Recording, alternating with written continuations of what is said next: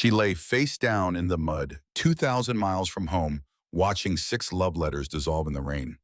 The stagecoach was gone. The man who wrote those letters was nowhere in sight, and the only sound in the darkness was the storm and her own breathing. She did not know that 4 miles away, a man was saddling his horse riding straight into that storm because he had prayed for someone exactly like her, and he was not about to let God's answer wash away in the flood. This is that story. She lay face down in the mud, 6 letters from a man she had never met, slipping from the broken valise into a current of brown water that carried them toward the dark. Rain beat against her back like a whip. Thunder shook the ground beneath her palms. Around her stretched nothing. No house, no lantern, no fence post, no sign of human life in any direction. Just the vast howling emptiness of the Texas frontier in April of 1875, swallowed whole by the worst spring storm the Edwards Plateau had seen in a decade. 2,000 miles from Philadelphia. Completely alone. And the stagecoach was already gone, its wheels grinding south through the mud, taking with it the last road back to anything she had ever known. But she did not know, could not have known, that 4 miles to the west a man was saddling his horse in the teeth of that same storm. A man who had spent 6 months on his knees in a small ranch house praying for someone exactly like her. And he would not let any storm on earth stand in his way. Before we go on, if you are new here, hit subscribe. I share new frontier stories every week. And drop a comment below telling me where you were listening from tonight. Now let us go back 3 months to the moment everything changed for a young school teacher in Philadelphia who had run out of reasons to stay. Her name was Eliza Hartwell, and she was 23 years old, and she had been disappearing for as long as she could remember. Not in any dramatic fashion, not the way heroines vanish in the penny novels she sometimes read by candlelight after grading papers. Eliza disappeared slowly the way a photograph left in sunlight loses its image over years. A little less visible each season, a little more transparent each term.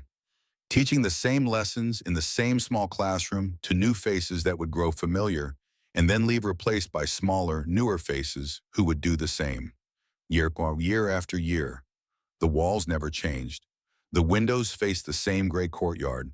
The bells rang at the same hours. She had come to Philadelphia at 15, and an orphan delivered to the doorstep of her mother's elder sister like a parcel no one had ordered.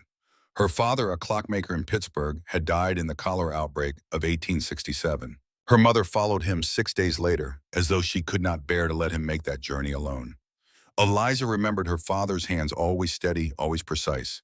She remembered her mother's voice singing in the kitchen, a voice that made the small house feel like the safest place on earth. And then both were gone, and the house was sold to pay debts, and a man in a dark coat put Eliza on a train east with a cardboard suitcase and a Bible with her mother's name written inside the cover. Aunt Cordelia Hartwell was a widow who lived in a narrow brownstone on Chestnut Street and believed with the iron certainty of a woman who had never been contradicted that a woman's sole purpose was to secure a suitable marriage. She was not cruel in the way of storybook villains. She did not strike Eliza or starve her or lock her away. She was cruel in a colder fashion. She simply made it clear every day in 1,000 small ways that Eliza was a burden being carried out of duty rather than love, a mouth to feed, a problem to solve, a girl who needed to be married off before she became too old to attract a decent offer. When Eliza chose to become a teacher instead, Cordelia barely spoke to her for 2 years. When she did speak, it was only to remind Eliza that teaching was a dead end, that no man of quality wanted a wife who smelled of chalk dust and earned her own wages. That independence in a woman was a form of selfishness disguised as ambition. 8 years under that roof taught Eliza endurance, but it also carved something out of her. She did not know what to call the empty space. She only knew it was there, and that it ached at night when the house was quiet and the city outside her window moved and breathed with a life that seemed to have nothing to do with her. She was 23 alone, employed and invisible. Then on a January afternoon, so cold the ink froze in the classroom inkwell, she found the advertisement. She had picked up a copy of the Philadelphia Inquirer left behind on a bench at the train station. She read it on the horse car ride home, turning pages with numb fingers, skimming the news without interest. She almost did not see it. It was buried among a dozen similar notices on the back page, small squares of text placed by men in distant territories who needed wives and had run out of local options. Most of the advertisements were blunt and transactional. Rancher seeks strong woman for hard work. Miner with claim needs wife. Must be willing to cook for crew. Widower 43 children requires immediate helpmate. They read like invoices, requests for labor wrapped in the thinnest pretense of romance. But one was different. Cattle rancher in Texas, age 32, seeking a companion willing to share a life on the frontier. Small ranch still growing, built by hand. Wide open spaces, skies full of stars, and a genuine need for a woman of courage and kindness. Write to Caleb Thornton, Thornton Ranch near Stillwater, Texas. Eliza read it twice, then a third time. She folded the newspaper and put it in her bag, and that night, sitting on the edge of her narrow bed in the narrow room that had been her entire world for 8 years, she read it once more. No mention of money, no mention of acreage or cattle count. He mentioned stars. He mentioned courage. He mentioned kindness. She wrote to him that same evening.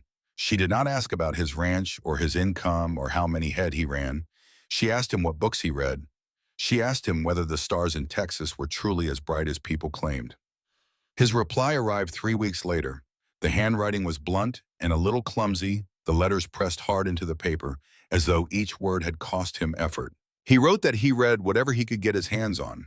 Mostly his mother's old books, poetry and novels she had kept from her days as a school teacher before she married his father. He wrote that the stars in Texas were brighter than anything she could imagine, that on a moonless night you could see the Milky Way stretched across the sky like a river of light. He wrote that hers was not the only reply he had received, but it was the only one that made him sit down and write back the same night. 6 letters passed between them over the next 3 months. Each one peeled back another layer. He wrote about lonely nights when the wind sounded like a voice calling a name he could not quite hear. About quiet mornings when the coffee tasted bitter because there was no one to share it with. About wanting children someday. About needing someone to talk to besides his horses and his ranch hand and his 2 younger brothers who had their own ways of being silent. The letters were not elegant. They were sometimes awkward, the grammar rough, the spelling occasionally corrected in a different hand that she would later learn belonged to his youngest brother. But they were honest in a way that made Eliza's chest ache, because she recognized in his clumsy sentences the same longing that kept her awake at night, the longing for a place to belong, for a door that opened into warmth and someone waiting on the other side. She accepted his proposal in her 5th letter. He confirmed the arrangements in his 6th. She would arrive in April on the weekly stage from San Antonio at Willow Creek Crossing 4 miles east of Stillwater. When she told Aunt Cordelia, the older woman's face went rigid with something that might have been anger, but looked for just a moment like fear. "You are a fool," Cordelia said, "a pitiful fool, and when you fail, do not come crawling back to this house." Eliza packed everything she owned. It fit in one valise. A few dresses. Her mother's cameo brooch, small and oval, with a woman's profile carved in white against pale blue. A Bible with her mother's handwriting inside the front cover. 6 letters tied with kitchen string, and $14 in a cloth purse sewn into the lining of her coat. She did not look back at the brownstone on Chestnut Street. She did not look back at the school. She walked to the train station through a February snow, and she boarded the westbound train, and she watched Philadelphia disappear behind her like a city seen through the wrong end of a telescope, growing smaller and less real with every mile. The stagecoach jolted hard, snapping Eliza back to the present. April rain, Texas frontier, the worst storm in years, wheels sinking into mud, the coach swaying dangerously with each rut. She sat alone inside the cramped cabin, clutching her damp valise against her chest, fingers bone white from gripping the handle too hard. Her navy blue traveling dress, fitted and modest with small lace details at the collar, and cuffs clung to her body soaked through despite the roof above her. The cameo brooch at her throat caught the lightning flash each time the sky split open. Last stop before Stillwater, miss, the driver's voice came through the downpour, muffled and irritated. "You sure you want me to let you off at Willow Creek Crossing? Nobody's going to be waiting in weather like this." Eliza smoothed her sodden skirts, lifted her chin, a gesture that was half pride and half prayer.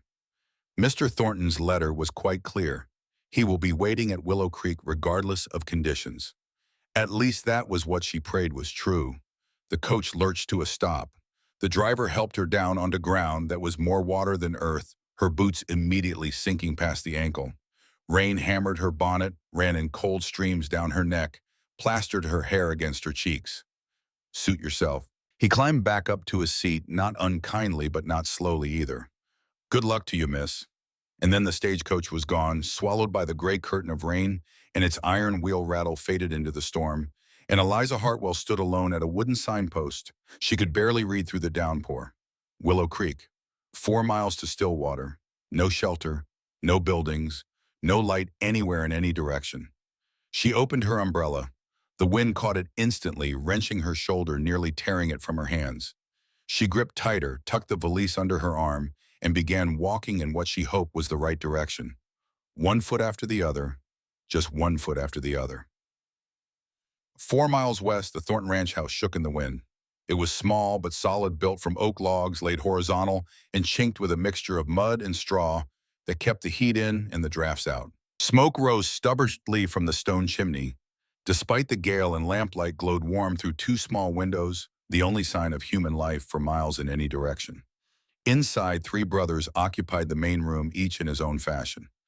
Caleb Thornton stood at the window, watching rain pound against the glass. He was the eldest at 32, and he looked every year of it, and then some. Tall, 6'5" in his stockinged feet, with shoulders broad enough to fill a doorway, and hands calloused from a decade of building, breaking, mending, and surviving. His face was tanned and weathered from 10 years under the Texas sun, the lines around his eyes carved by squinting into distances most men never saw. A thin scar traced a pale line along the left side of his jaw, a souvenir from a lariat that snapped under tension when he was 24 and caught him across the face like a whip.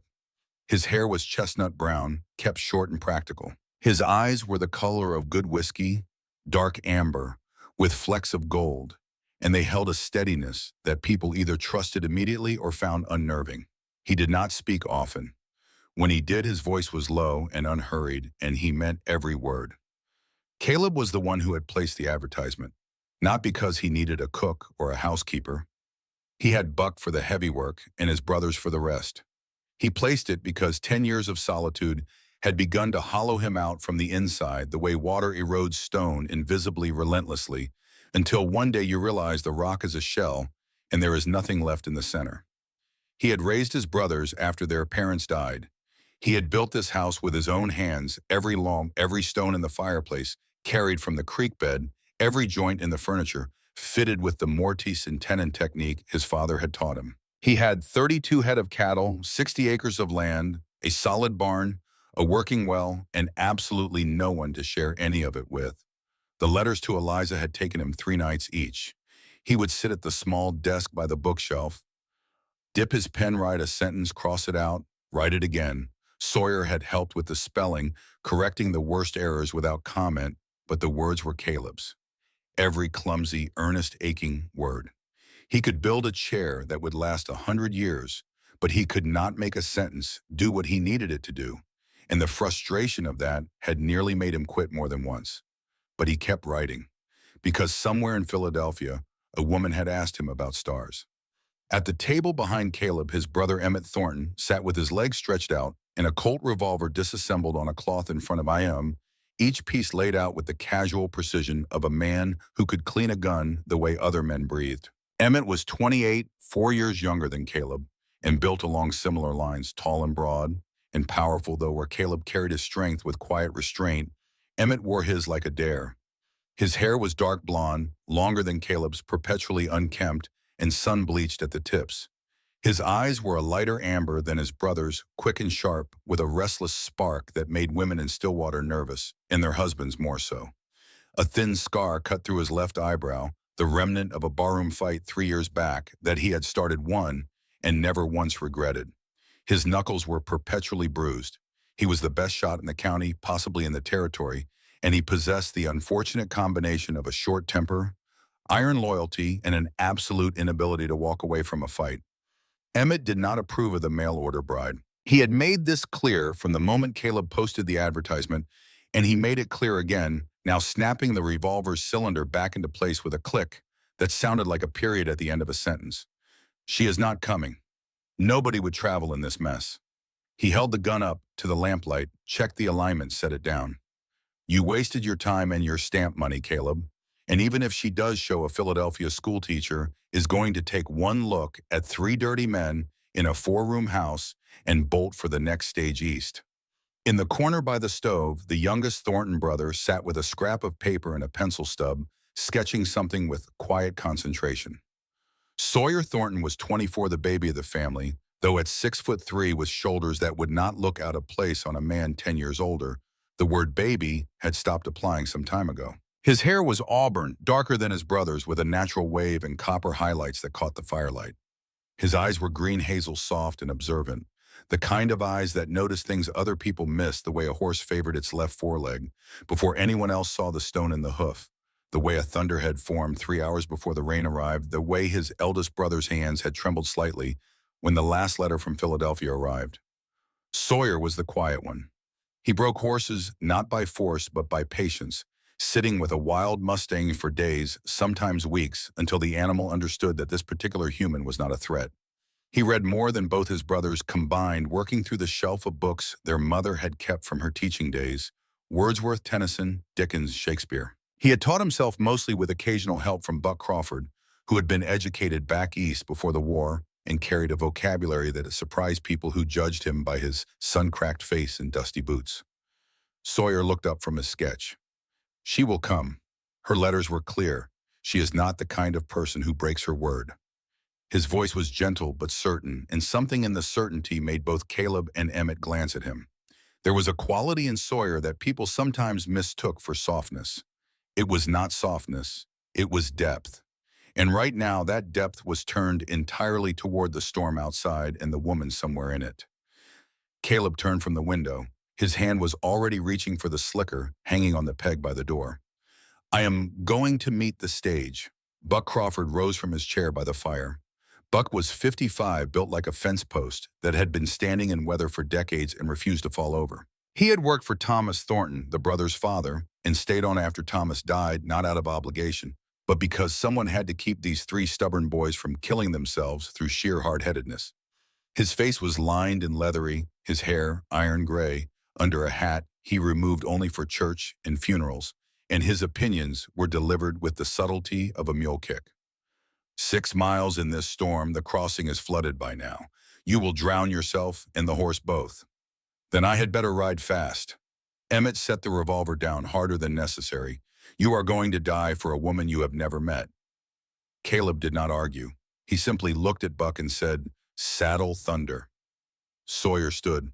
I will go with you. No, too much weight in this mud. One rider is enough. Your prayers have addled your brain, Buck muttered, but he was already moving toward the barn door. He had known Caleb Thornton for 30 years, since the boy was 2 years old and stubborn as a fence nail, and he knew that arguing with that particular expression was like arguing with the weather. You might have a point, but the weather was not listening. Minutes later, Caleb rode out. Thunder was a black stallion, 16 hands trained to voice and knee commands steady in conditions that would have panicked a lesser horse. Caleb leaned into the wind rain, driving against his face like needles, and pointed the horse east toward Willow Creek Crossing. The road, if you could call it that, was a ribbon of mud between walls of scrub brush and mesquite. Water ran across it in sheets. The creek, normally a lazy trickle you could step across without wetting your boots, roared somewhere ahead in the darkness like a living thing. He rode the way a man rides when he has spent 10 years building something and has just realized with the sharp clarity that only desperation brings that none of it means anything without someone to share it. His thighs gripped the saddle. His hands held the reins loose and low, giving Thunder his head to pick the safest path. His eyes, accustomed to reading terrain in all conditions, scanned the darkness for the place where the road curved down toward the crossing. He had prayed for this woman, not in the casual way people pray for good weather or a profitable season. He had prayed the way a man prays when he has run out of every other option, on his knees in an empty house, with the kind of raw honesty that would embarrass him if anyone ever heard it. He had written those prayers down sometimes, in the quiet hours after his brothers were asleep, sitting at the desk by the bookshelf, with a pencil and a piece of paper, trying to put into words what he needed. Not what he wanted, what he needed. Because Caleb Thornton had learned in 10 hard years that want was a luxury, need was the truth. Lord, send me someone with courage and kindness. Someone who sees beauty in small things. Someone who wants to build a life, not just live in one already laid out. Someone who will look at this wild country and see home. He had written that 6 months ago, the night before he placed the advertisement. And then a woman in Philadelphia had written back asking about stars. Eliza had made it nearly 2 miles when the path betrayed her. The road curved downward toward what was normally a shallow stream bed, a trickle of water over smooth stones that a child could hop across. Tonight it was a churning torrent of brown water 4 feet deep and rising, carrying branches and debris, and the faint bleating of some unlucky animal swept from its pasture upstream. She edged carefully down the slope. Her Schweinert boot found a slick patch of clay beneath the grass and shot out from under her, and she went down hard on her side, the impact driving the breath from her lungs. The valise flew from her hand, struck a rock, and burst open. Everything spilled into the mud. The 6 letters tied with string landed in a puddle and began to darken with water. Her spare dress crumpled into the muck. The Bible fell spine first into a rut, and the cameo, her mother's cameo, the one thing she owned that connected her to a life before the loneliness, slipped from the valise pocket and disappeared into the brown earth. No, no, no, no. She was on her hands and knees in the rain, fingers numb and clumsy, grabbing for the letters before the water took them completely. She found the cameo by touch half buried and clutched it in her fist. She shoved the wet Bible and the ruined dress back into the broken bag, but the clasp was gone and the leather was torn and nothing would stay inside. Tears came then, indistinguishable from the rain on her face. She sat back against the trunk of a twisted mesquite tree, hugging the broken valise to her chest, shivering so violently her teeth chattered. "I was a fool," she whispered, "a complete fool to think this would work." She had given up everything, her teaching position, her small room, the handful of acquaintances who passed for friends. All of it surrendered on the strength of 6 letters from a stranger. A cattle rancher with modest means but honest intentions, as he had described himself. A man who wrote about stars and loneliness and wanting someone to share the silence with. And now here she was, 23 years old, soaked to the bone, sitting in mud in the dark in a place she had never been, waiting for a man who might not come in a country that clearly did not want her. She heard the hooves before she saw the horse. A splashing rhythmic sound cutting through the white noise of rain growing louder, coming from the west. She raised her head, squinting through the downpour. A shape materialized from the gray, massive and dark. A rider hunched forward in the saddle, his hat pulled low, his coat slicked with water. "Hello?"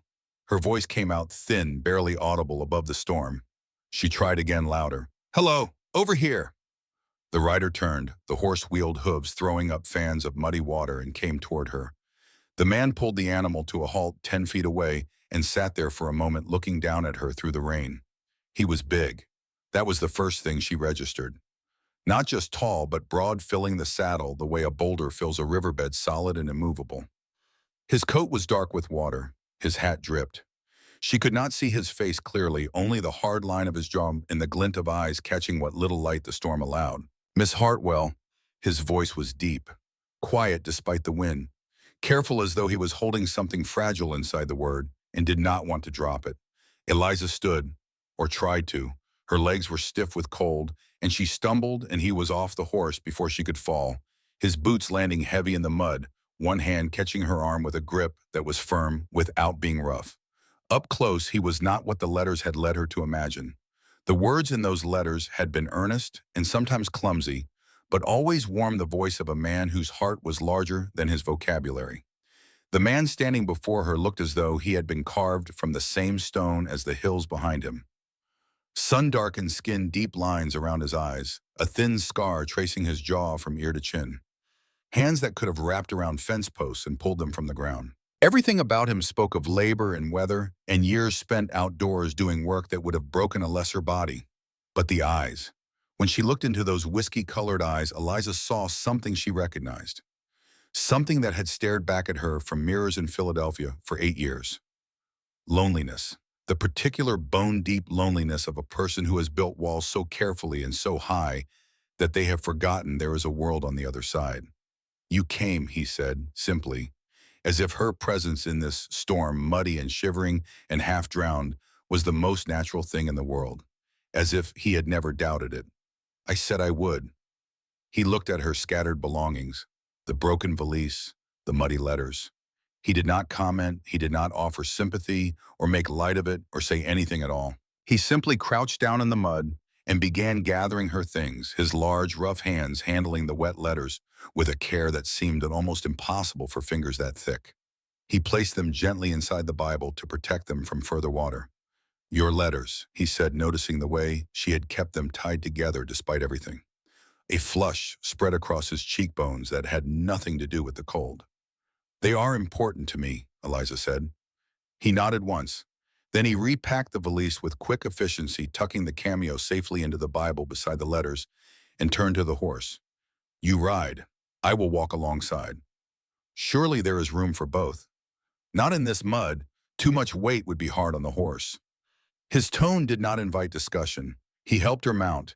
His hands went to her waist, strong and sure, lifting her into the saddle as though she weighed nothing. Once she was settled, he handed her the reins and took his position beside the horse, one hand on the bridle. They began to move. Caleb walked with purpose, his steps certain even on treacherous ground. He read the terrain by instinct, steering the horse around the worst of the standing water, checking the firmness of the earth before leading thunder across low spots. When the wind shifted and blew directly into them, he moved to the windward side so that his body blocked the worst of it from reaching her. He did this without comment, without drawing attention to it. It was simply what he did.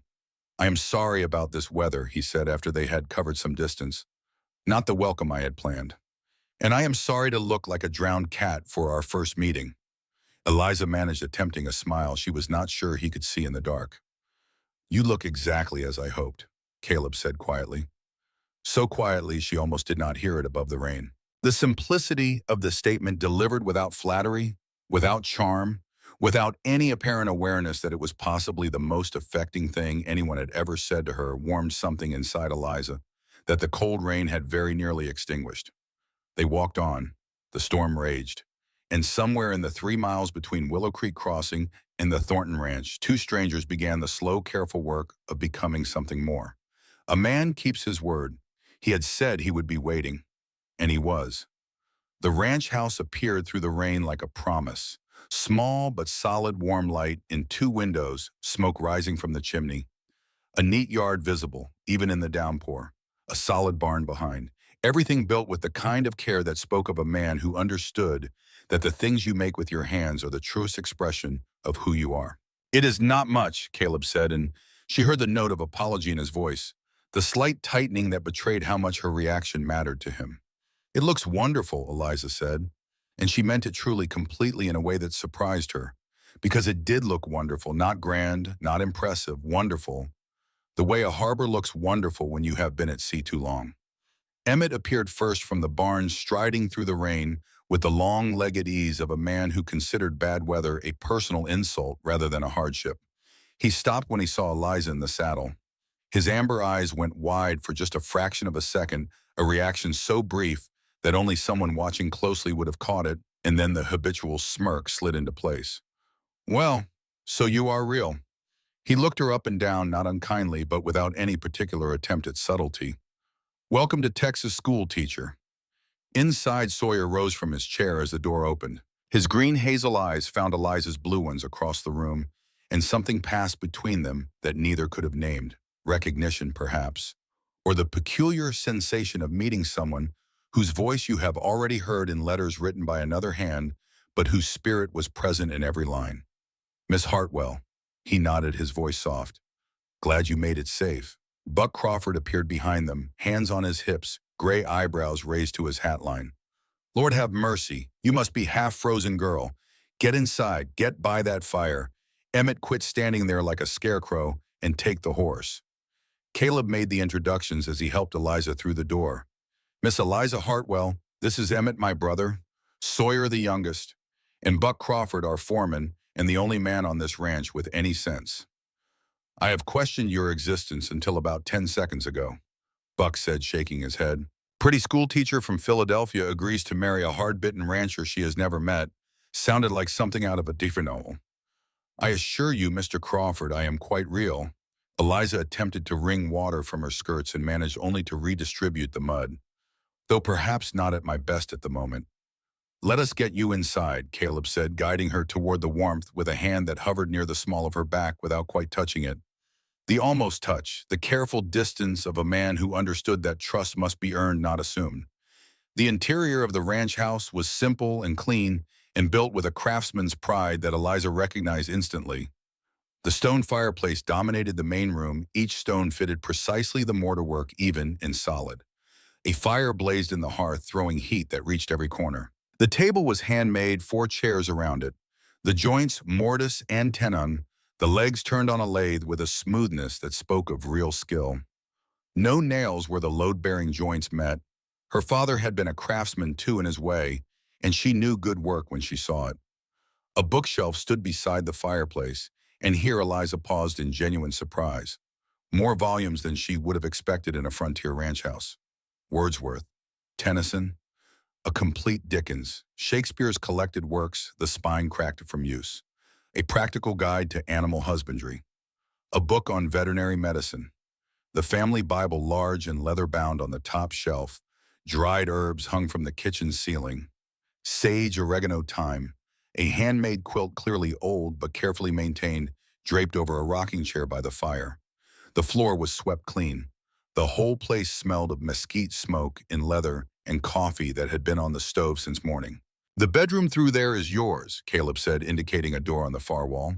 "I have been sleeping in the lean-to out back with Emmett and Sawyer since last month.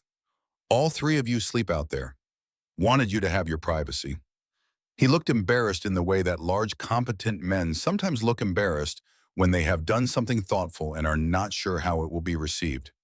"There is a trunk inside with the clothes that belonged to my sister Martha before she married and moved to St. Louis. They might fit." "I did not know you had a sister." "There is a lot we do not know about each other," Caleb said. "But we have time." The statement held both promise and uncertainty.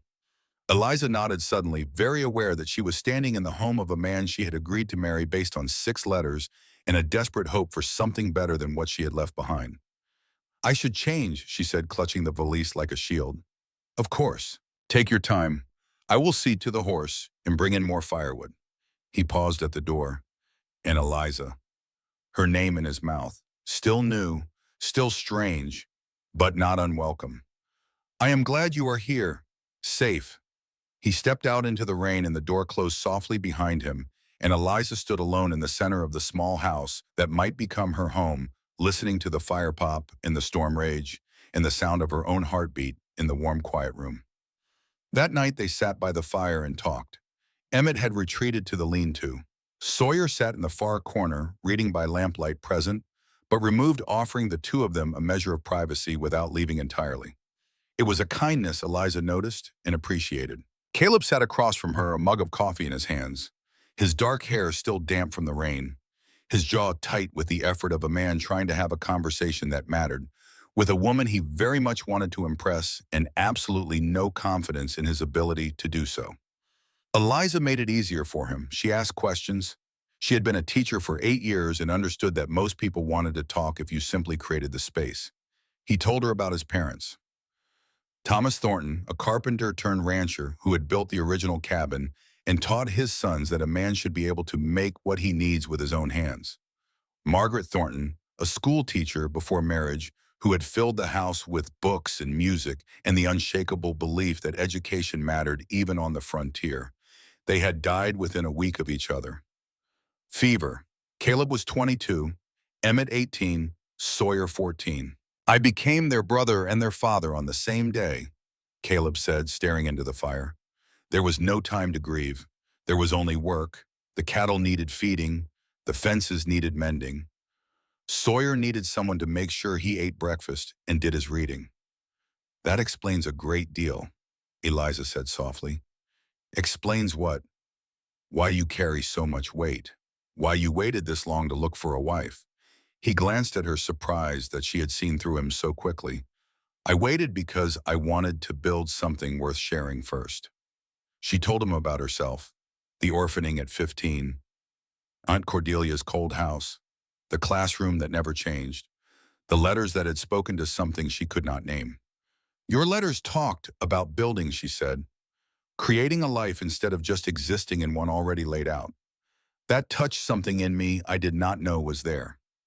Caleb nodded. Then, with visible effort, as though the words were heavy objects he was lifting from a deep place, 7 women replied to my advertisement, but yours was the only one that did not ask about my acreage or my cattle count. You asked what books I read. You asked about the stars.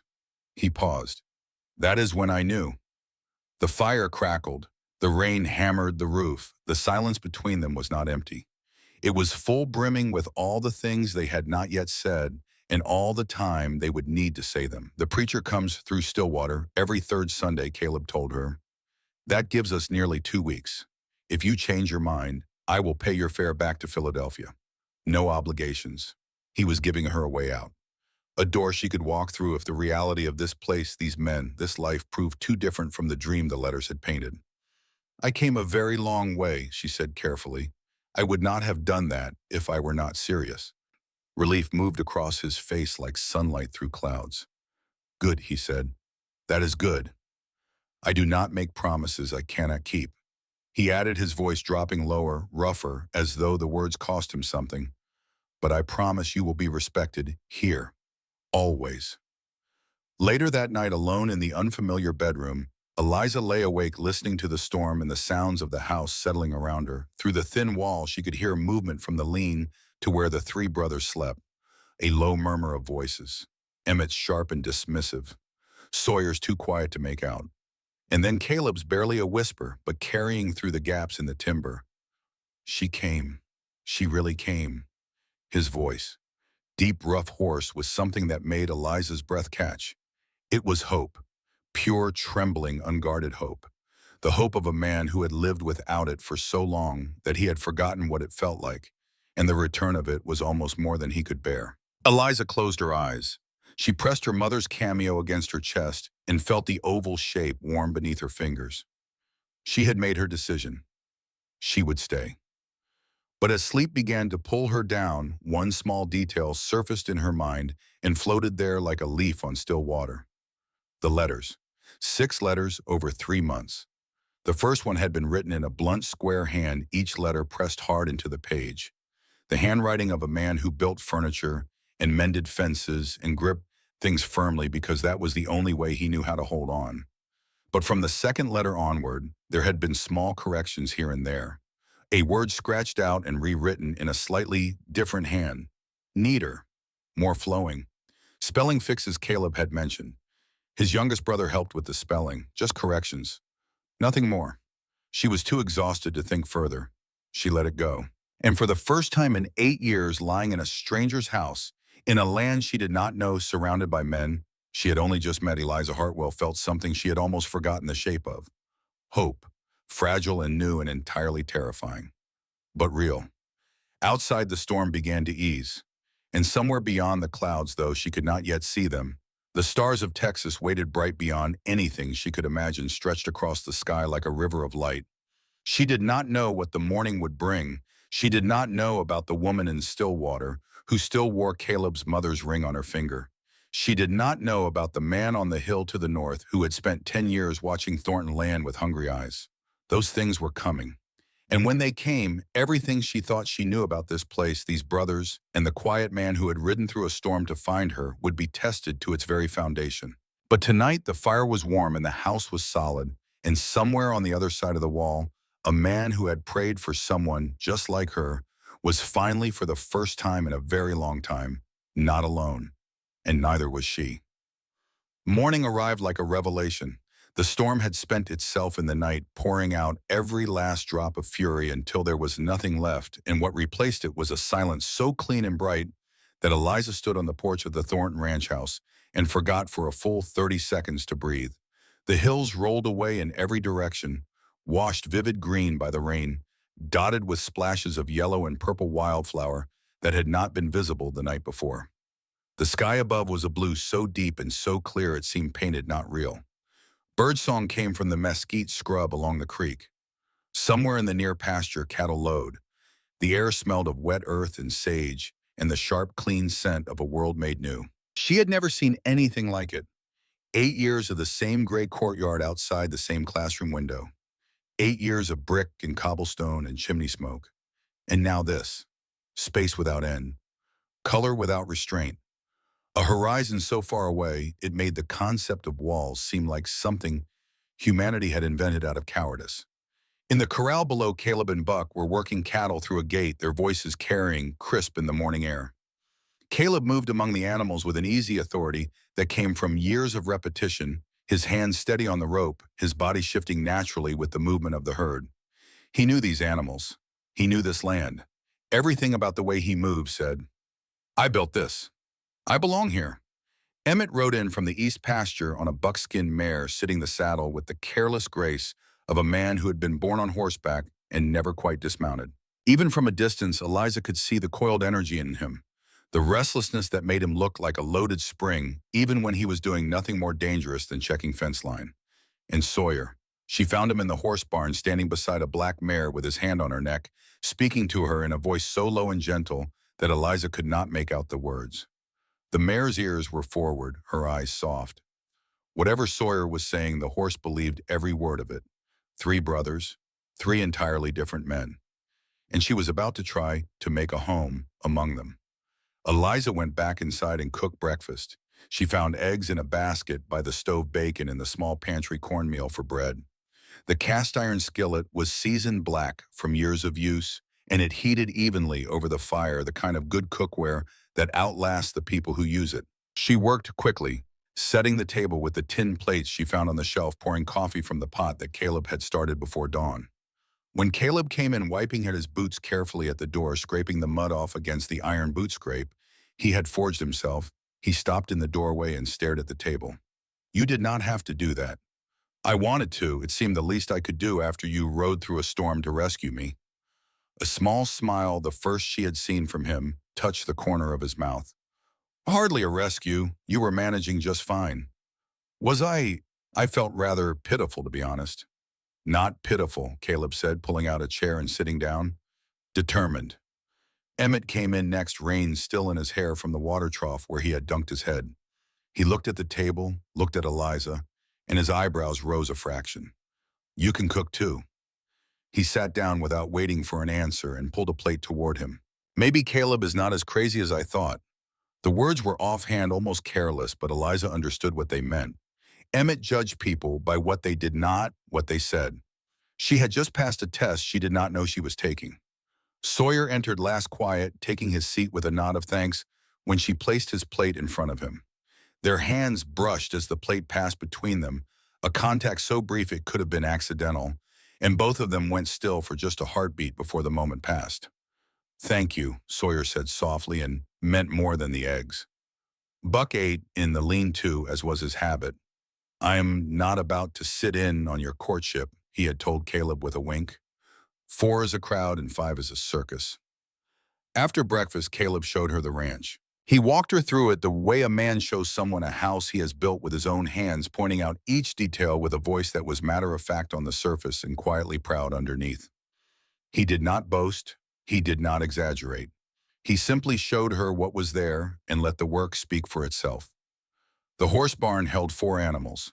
Thunder, the black stallion. Caleb's horse, trained to voice and knee steady enough to ride into gunfire. Gypsy, a black mare that Sawyer had broken from a wild Mustang band 2 years ago, the gentlest and most intelligent horse on the property.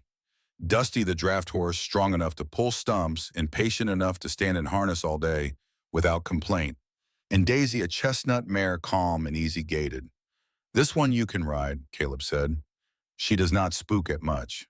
He explained the feeding schedule, the type of grass that grew best in the Edwards Plateau clay, when the horses needed their hooves trimmed, how to read the signs of colic before it became dangerous.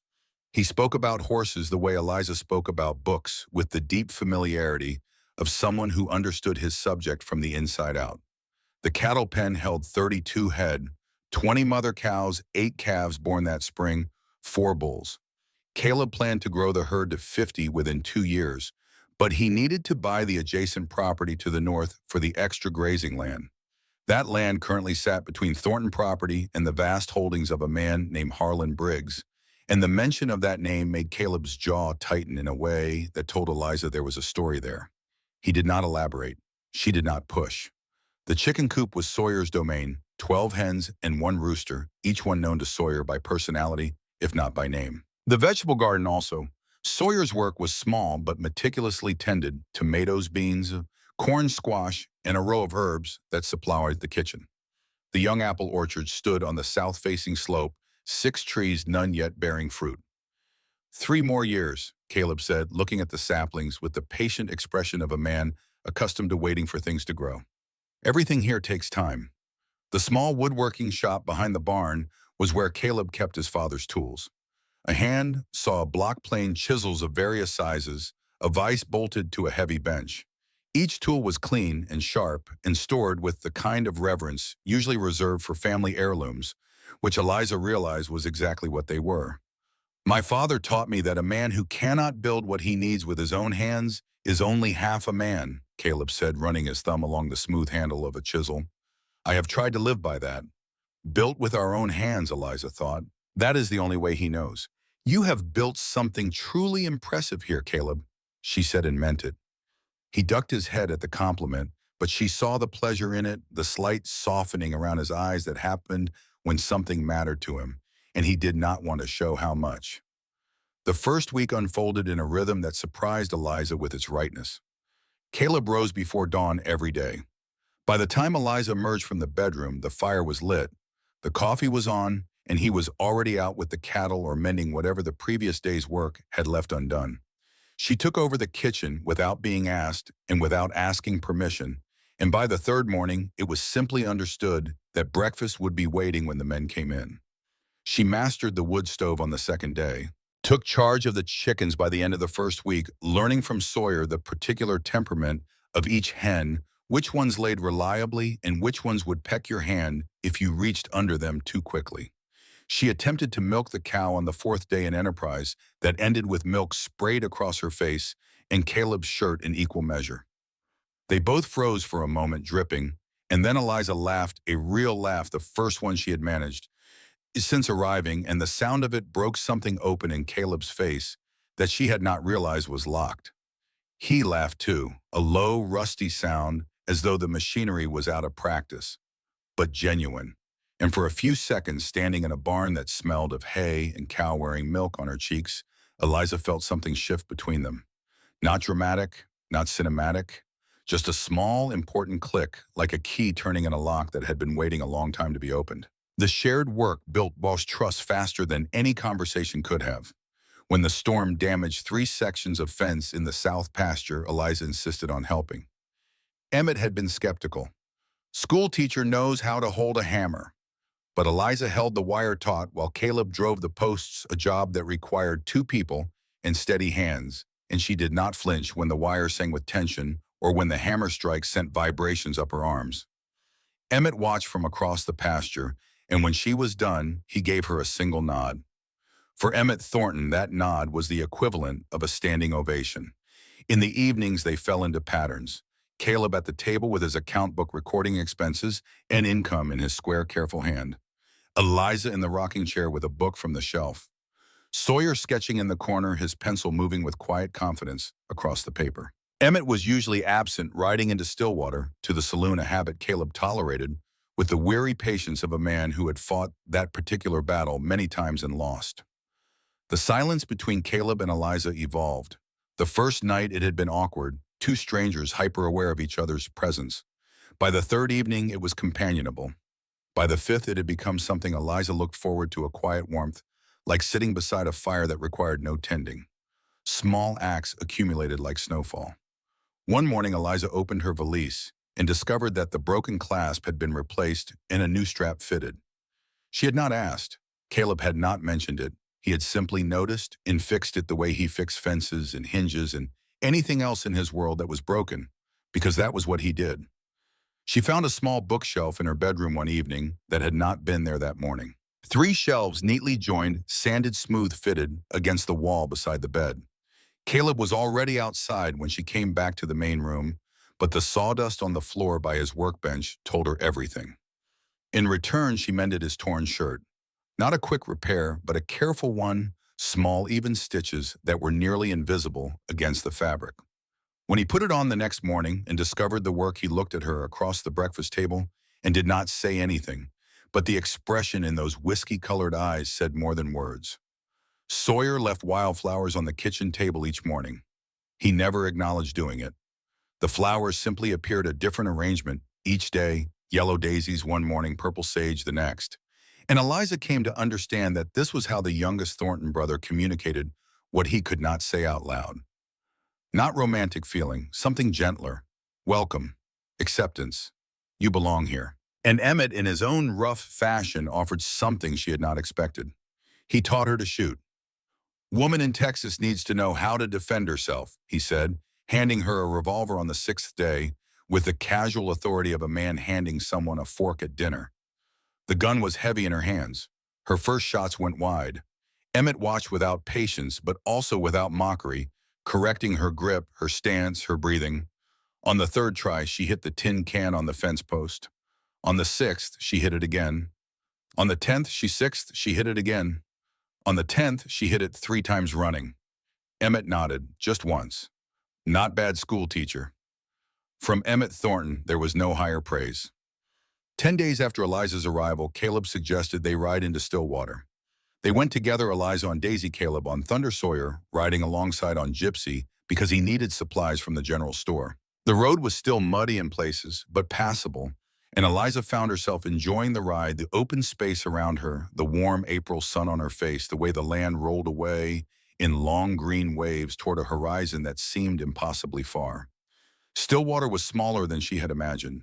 One main street, wooden boardwalks, a general store, a small hotel, a bank, a church with a white steeple, and the inevitable saloon. Maybe 3 dozen houses clustered along the street and scattered on the surrounding hillsides. Small enough that everyone knew everyone, and the arrival of Caleb Thornton's mail-order bride was approximately the most exciting thing that had happened since the McAllister barn burned down the previous August.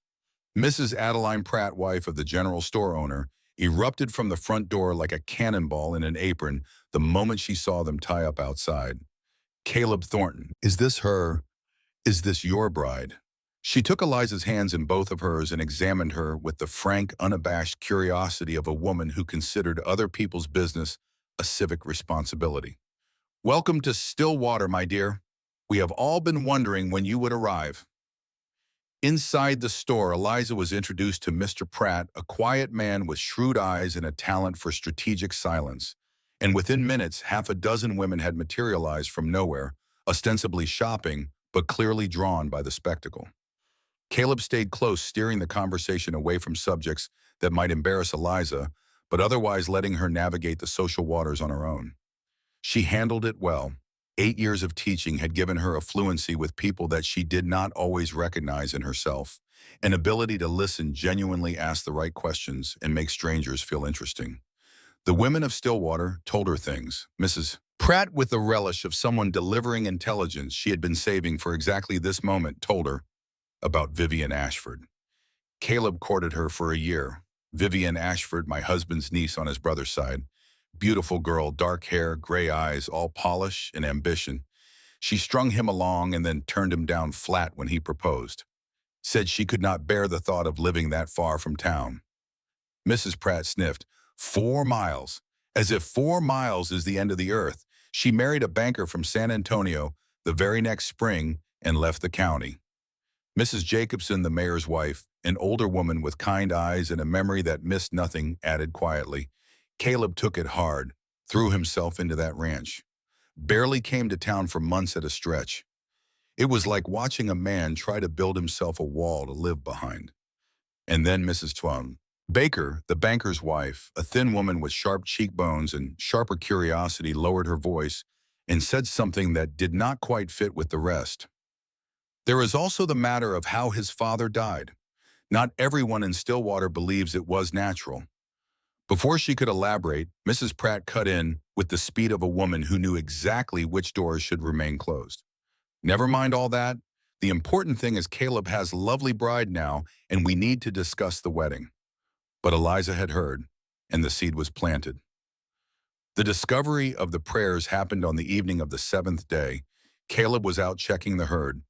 Emmett was at the saloon. Sawyer was in the horse barn with a new foal that needed watching. Eliza was alone in the house reading by firelight when her eye fell on the small desk beside the bookshelf. A drawer was slightly open. She had noticed Caleb push it shut that morning with a quick, deliberate motion when he caught her looking at it. The gesture had been casual but purposeful, the way a man closes a door on a room he does not want examined. She hesitated. This was not her house, not yet, not truly. The drawer was not hers to open. She opened it. Inside, she found a stack of papers covered in Caleb's handwriting. The same blunt square letters she knew from his correspondence. The same heavy hand pressing into the page as though force could compensate for eloquence. They were prayers. Written prayers dated and filed in order spanning 2 years. Some were short, just a few lines. Some covered an entire page. All of them were addressed to God with the straightforward earnestness of a man who did not know how to be anything other than direct, even with the Almighty. The one on top was dated 6 months ago, the day before he placed the advertisement. Lord, send me someone with courage and kindness, someone who sees beauty in small things, someone who wants to build a life, not just live in one already laid out for them, someone who will look at this wild country and see home. Eliza read it twice, then a third time. Her vision blurred and she realized she was crying not from sadness, but from the shock of recognition. This man, this rough-hewn, quiet, inarticulate man who could build a table that would last a century but could not write a love letter without his brother correcting the spelling, had sat down at this desk and written a description of her, of who she was, of what she wanted, before he knew she existed. She was still holding the papers when the door opened and Caleb stepped in, stamping mud from his boots, his hat in his hand. He saw her at the desk, saw the papers, and went absolutely still. "You prayed for me," Eliza said softly, looking up at him, "before you even knew me." Caleb crossed the room slowly. He stood in front of her, and in the firelight she could see the color rising in his face, the vulnerability of a man whose deepest, most private conversation with God was now being held in someone else's hands. "I prayed for someone like you," he corrected quietly. "Never thought the Lord would take me so literally." The room was very small. The fire popped. The wind pressed against the walls. And in that silence, something shifted between them that could never shift back. Caleb stepped closer, closer than he had been since the night he lifted her onto the horse in the storm. His hand rose slowly as though testing whether the gesture would be welcome. His fingertips hovered an inch from her cheek. She could feel the warmth of them without contact. Then he lowered his hand, stepped back, the careful distance of a man who understood that some thresholds should not be crossed before the time is right. "Good night, Eliza." "Good night, Caleb." On their names in each other's mouths, a new weight in the words that had not been there before. "You are home now," she thought, though she did not say it. "Right where you are supposed to be." Vivian Ashford arrived in Stillwater on a Tuesday without warning, like a storm that did not have the courtesy to show itself on the horizon first. Eliza and Caleb were in the general store buying fabric for a wedding dress that Mrs. Pratt had offered to sew when the back door opened and a woman walked through it, and the temperature in the room dropped 10 degrees. She was 27, dark-haired, gray-eyed, and beautiful in the way that expensive things are beautiful, polished, and deliberate, and designed to make everything around them look slightly inadequate by comparison. Her dress was city, made her posture perfect, her expression arranged in a smile that managed to be simultaneously warm and cutting. And on her left hand, catching the light from the store window, was a ring that Eliza saw Caleb stare at with an expression she had never seen on his face before. Not anger, not longing, something older than both, something that had been locked away for 6 years and was now, against his will, being pried open. "Caleb." Vivian's voice was musical, confident, the voice of a woman who knew exactly what effect she had on the man in front of her. "It has been a long time." Caleb's jaw was tight. His eyes had gone dark, the amber retreating behind something harder. "Vivian." One word, flat as a board. But Eliza could hear the fault line running through it. Vivian's gaze moved to Eliza, assessing her the way a jeweler assesses a stone, quickly, professionally, missing nothing. "And this must be the mail-order bride the whole town is talking about." Her smile did not waver. "How brave of you, coming all this way." "Eliza Hartwell." Eliza extended her hand. Vivian took it the way one picks up something that might be dirty. My husband passed last year, Vivian explained, her eyes dropping just enough to suggest grief without committing to it fully. I have come back to stay with Uncle and Aunt Pratt, starting over. Mrs. Pratt, standing behind the counter, looked about as pleased by this news as a woman who has just found a rattlesnake in her flour bin. On the ride back to the ranch, Eliza asked about the ring. Caleb was quiet for a long time. The horse hooves were the only sound steady and rhythmic on the drying road. My mother's ring, he said finally. I gave it to Vivian when I proposed. She kept it when she said no. I never asked for it back. Do you want it back? It belongs to the past. He urged thunder forward, ending the conversation with distance. But Eliza had seen the shadow on his face, the ghost of a wound that had healed crooked the way bones do when they are not set properly. Vivian Ashford did not simply return to Stillwater. She occupied it. Over the following days, she appeared everywhere, at the church, at the store, on the street when Eliza came to town. She was charming and gracious and spoke to Eliza with a sweetness that had a blade hidden inside every sentence. Caleb was so different when he was with someone he truly loved. You should have seen him then. Frontier men need practical wives, darling. Do not mistake convenience for affection. He never did get over being turned down, you know. I think part of him placed that advertisement hoping I would hear about it and come back. Eliza was too intelligent to be manipulated by tactics this transparent.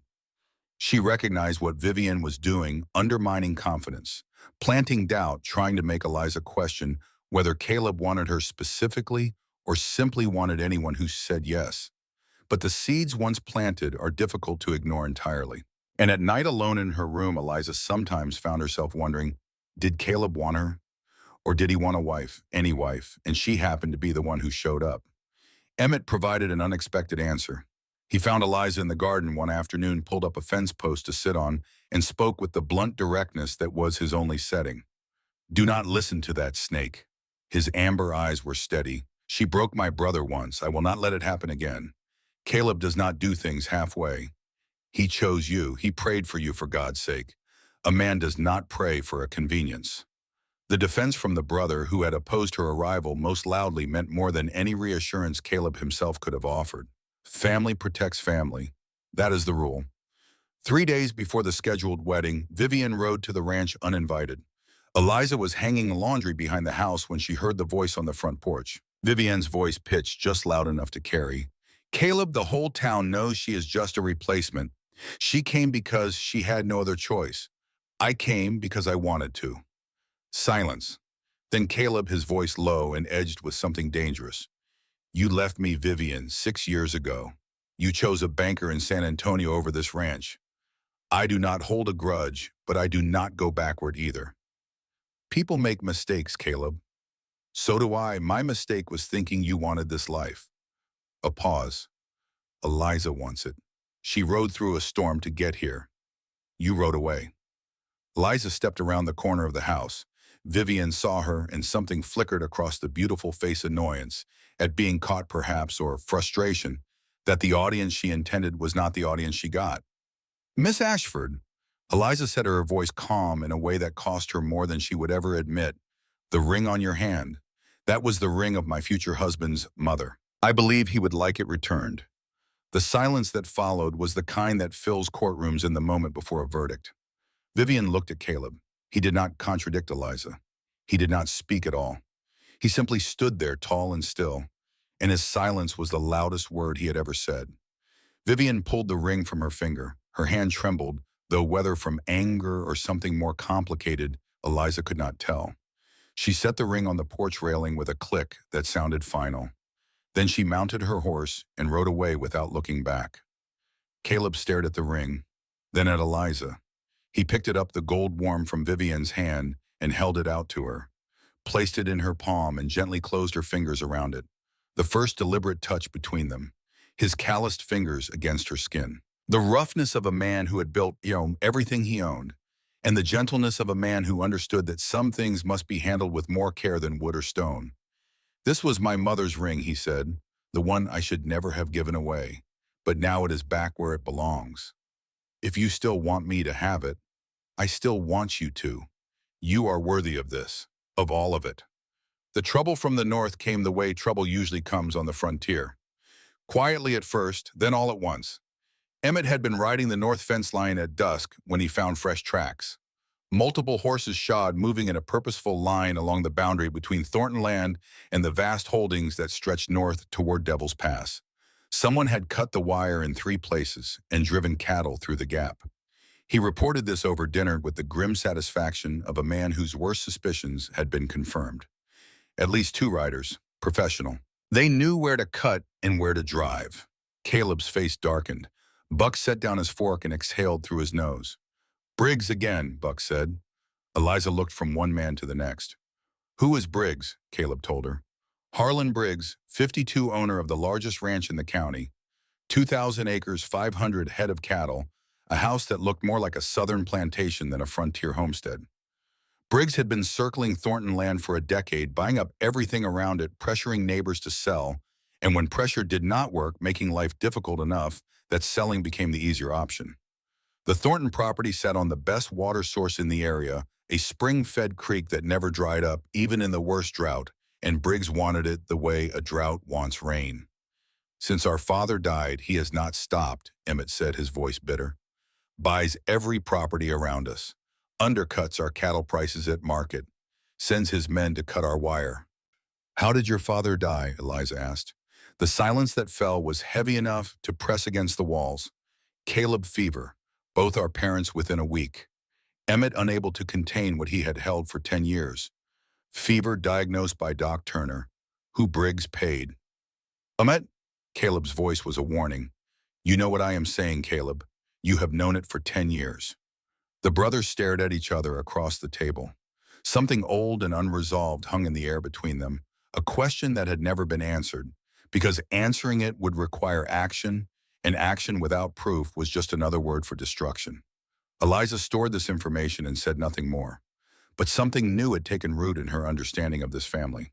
Beneath the daily work of the ranch, beneath the growing warmth between herself and Caleb, beneath the slow, careful construction of trust, there was a fault line, and the name written along it was Harlan Briggs. But what she found in the lean-to that night would change everything, and the hardest part was still to come.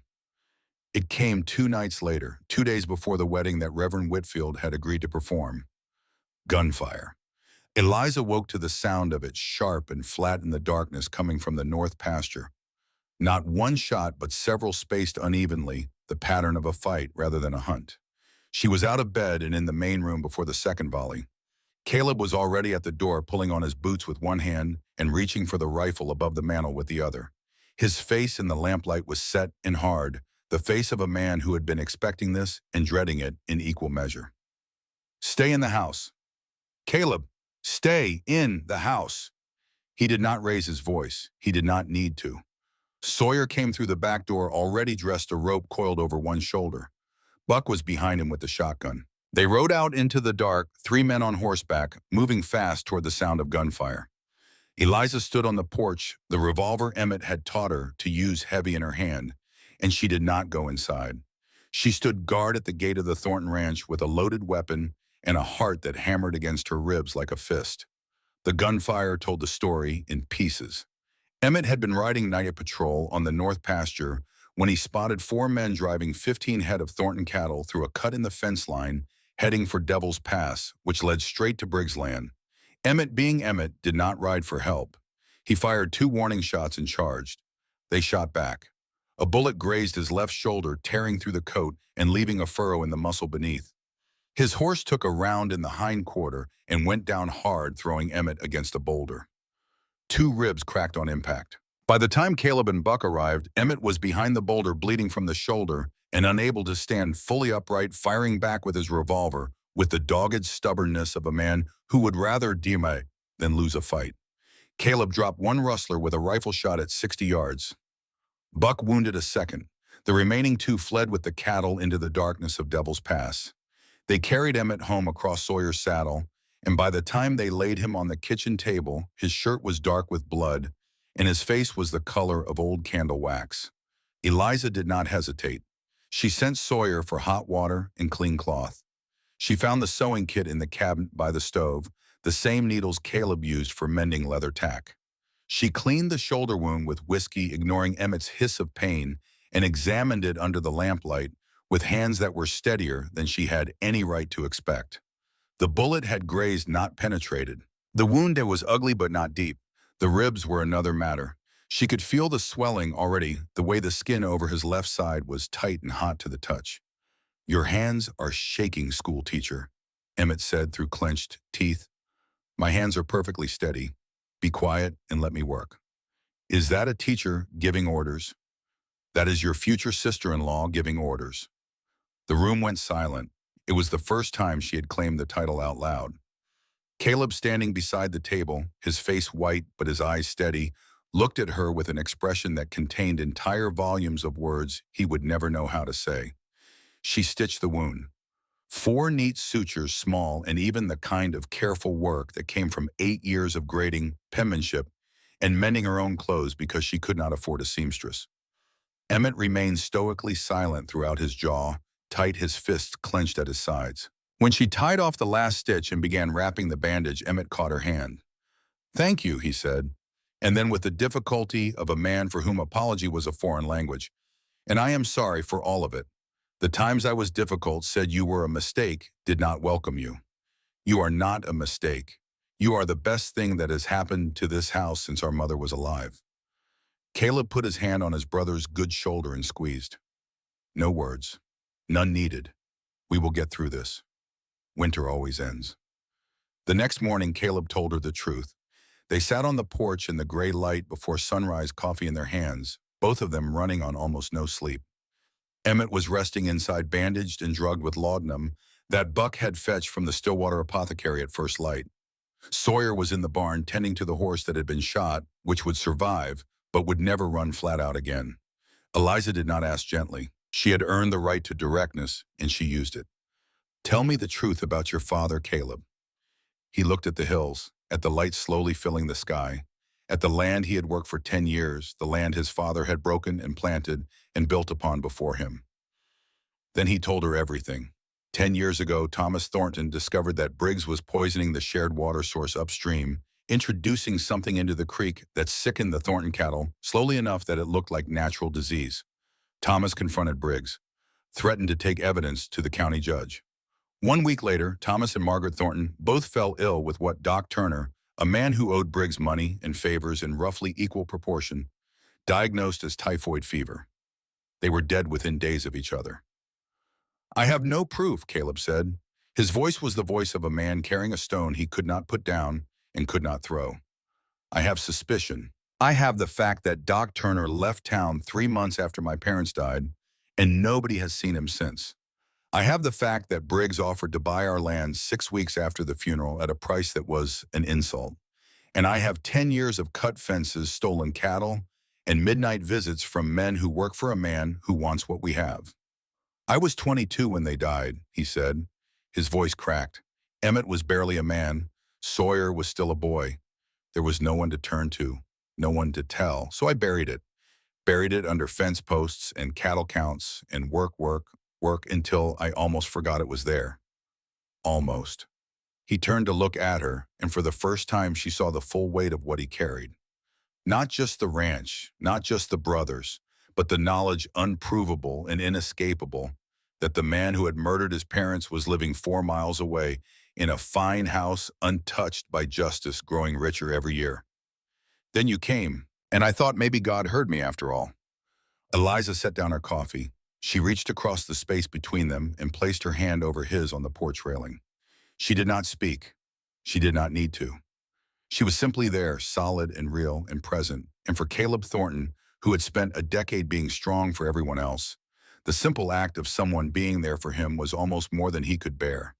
His fingers turned under hers, calloused rough, the hands of a man who had built a world out of raw materials and sweat. And they were trembling. These hands that could split firewood all day without fatigue shook as they closed around her smaller ones. "This is where you belong. You are home now." Harlan Briggs arrived the next afternoon. He rode up to the Thornton Ranch on a gray stallion that cost more than everything Caleb owned put together, accompanied by 2 men who sat their horses with the practiced ease of hired muscle. Briggs himself was 52, silver-haired, hard-faced, dressed in clothes that belonged in a city office rather than a ranch yard. His smile when he offered it did not reach his eyes. Nothing about Harlan Briggs reached his eyes. "Heard about the trouble at Devil's Pass," he said, dismounting with the smooth confidence of a man accustomed to being feared. "Terrible business. Cattle thieves are a plague on this county." Caleb stood on the porch, his arms at his sides, his expression betraying nothing. "What do you want, Briggs?" "A civil conversation." Briggs reached into his saddlebag and produced a document, paper official looking folded carefully. He held it out. "Your father signed this 20 years ago. A deed of transfer conveying the North 100 acres of Thornton land, including the creek and the best grazing ground to me, for a nominal sum." Caleb did not take the paper. "My father never signed anything like that. The document says otherwise, and a county judge will give it the weight of law." Briggs smiled again, the smile of a man playing a card he has been holding for a very long time. "The hearing is set for Monday next. I suggest you find a lawyer, if you can afford one."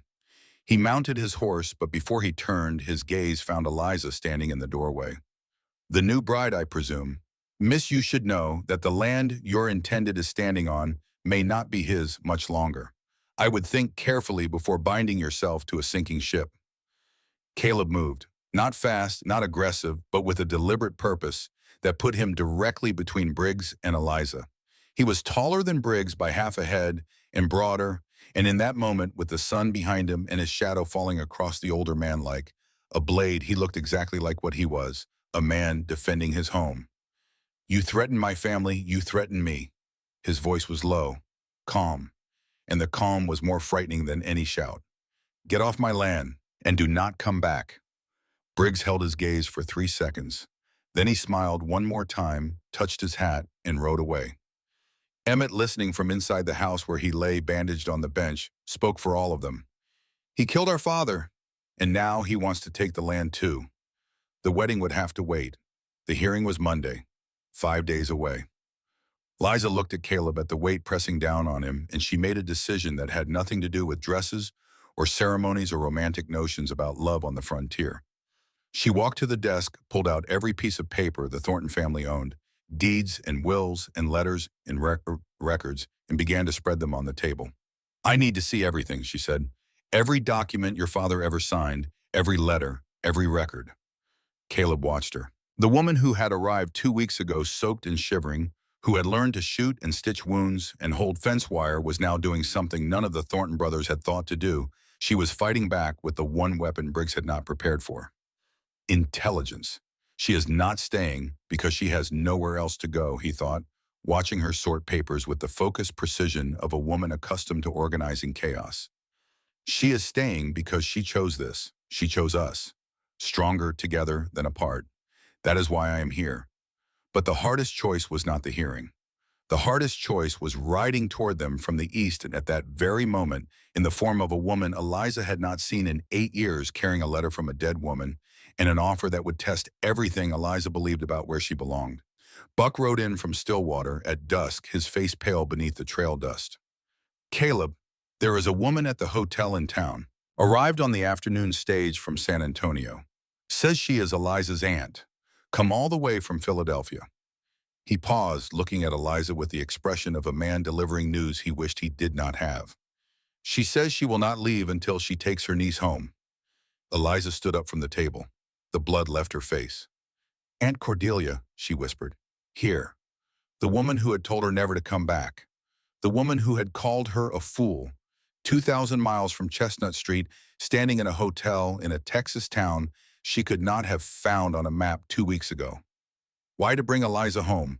To say something that 8 years of silence had left unsaid, or something else entirely? Something that would force Eliza to choose once and for all between the life she had left and the life she was building. The hearing was in 5 days. Emmett was wounded. The ranch was under siege. And now the past had arrived at the door, demanding to be let in. Eliza looked at Caleb. He looked at her. And in the space between their eyes, a question hung that neither of them spoke aloud, but both of them felt in the marrow of their bones. "Will you stay?" The answer would come. But it would not come easily, and it would not come without cost. Eliza rode into Stillwater alone the next morning. Caleb had wanted to come. He had stood at the barn door with Thunder already saddled, his hat in his hands, turning the brim the way he always did when something weighed on him. But Eliza shook her head. This is my past. I need to face it myself. He had looked at her for a long moment, those whiskey-colored eyes searching her face for something, perhaps reassurance, perhaps the answer to a question he did not dare ask out loud. Then he nodded once and stepped back, and Eliza rode east on Daisy with the morning sun on her face and a knot in her stomach that tightened with every mile. Aunt Cordelia was sitting in the parlor of the Stillwater Hotel, which was a generous term for a room with 4 chairs, a potbelly, stove, and curtains that had been washed so many times they were more memory than fabric. She sat the way she had always sat, spine rigid as a fence post, shoulders squared, chin elevated to a precise angle that communicated disapproval of everything within her field of vision. She was 58 years old, and the years had sharpened her rather than softened her the way a whetstone sharpens a blade. Her hair was iron gray, pinned so tightly that it seemed to pull her face taut. Her dress was black as it had been since her husband died 15 years ago, and her hands were folded in her lap with the practiced stillness of a woman who believed that visible emotion was a form of weakness. But her eyes were red. And that was the detail that stopped Eliza in the doorway. Because in 8 years of living under this woman's roof, she had never once seen Cordelia Hartwell cry. "You foolish girl," Cordelia said, her voice trembled, "running to the edge of the world after a man you have never met." Eliza sat down across from her. She did not apologize. She did not defend herself. She simply waited the way Sawyer waited, with a wild horse letting the silence do the work that words could not. Cordelia opened the clasp of her handbag and removed something. A letter. Old, yellowed at the folds, the creases worn soft from being opened and closed many times over many years. She held it the way one holds a living thing carefully as though it might startle. "Your mother wrote this," Cordelia said. "She gave it to me the day she put you on that train to Philadelphia. I have carried it for 8 years, read it 100 times, and ignored every word." She held it out. Eliza took it.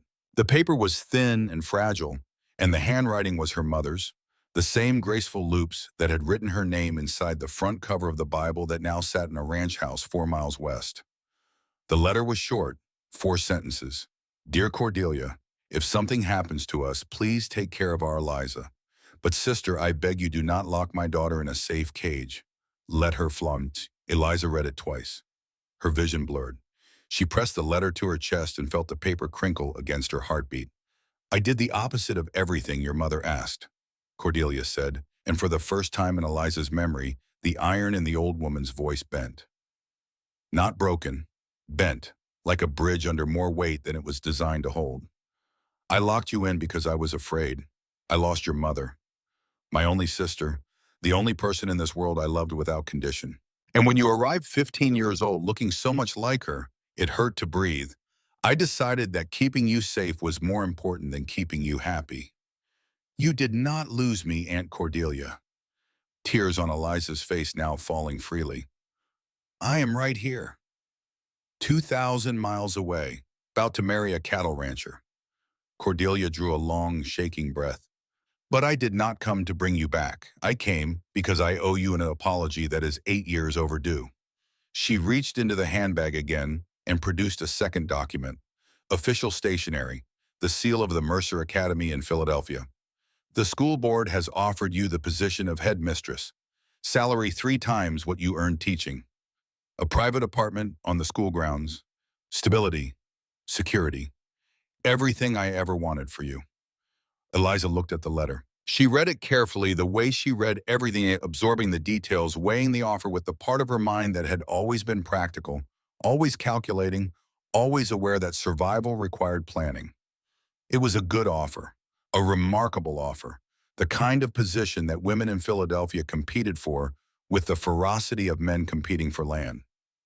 It represented everything Cordelia valued: respectability, financial independence, a defined place in a defined world. Eliza set the letter down on the table between them. "I am grateful, Aunt Cordelia, truly, and I am grateful to the Mercer Academy, but I have found my home. Home where the land is under dispute and the man can barely afford a lawyer. Home is not a place without trouble. Home is where you are needed and where you choose to stay." Cordelia studied her niece. really studied her, perhaps for the first time since the girl had arrived on her doorstep at 15, all grief and silence and enormous blue eyes that held the ghost of a dead woman. Cordelia had loved more than she loved herself. What she saw now was not that girl. What she saw was a woman who had made a choice with her eyes open and her feet on the ground, who had ridden through a storm and stitched a wound and stood up to a rival, and was now preparing to fight for a piece of land in a courtroom in a town she had lived in for 2 weeks. What she saw, though she would never have used the word, was courage. "Then I want to meet him," Cordelia said, straightening her spine, reassembling the armor of formality. That was the only way she knew how to function. "Before any wedding, I want to meet this rancher." Cordelia met the Thornton brothers that afternoon, and it was among the finest comedy and the most unexpected tenderness that Eliza had ever witnessed. Caleb stood at the porch, scrubbed clean, wearing his best yes shirt, and extended his hand with the gravity of a man meeting a judge who held his fate.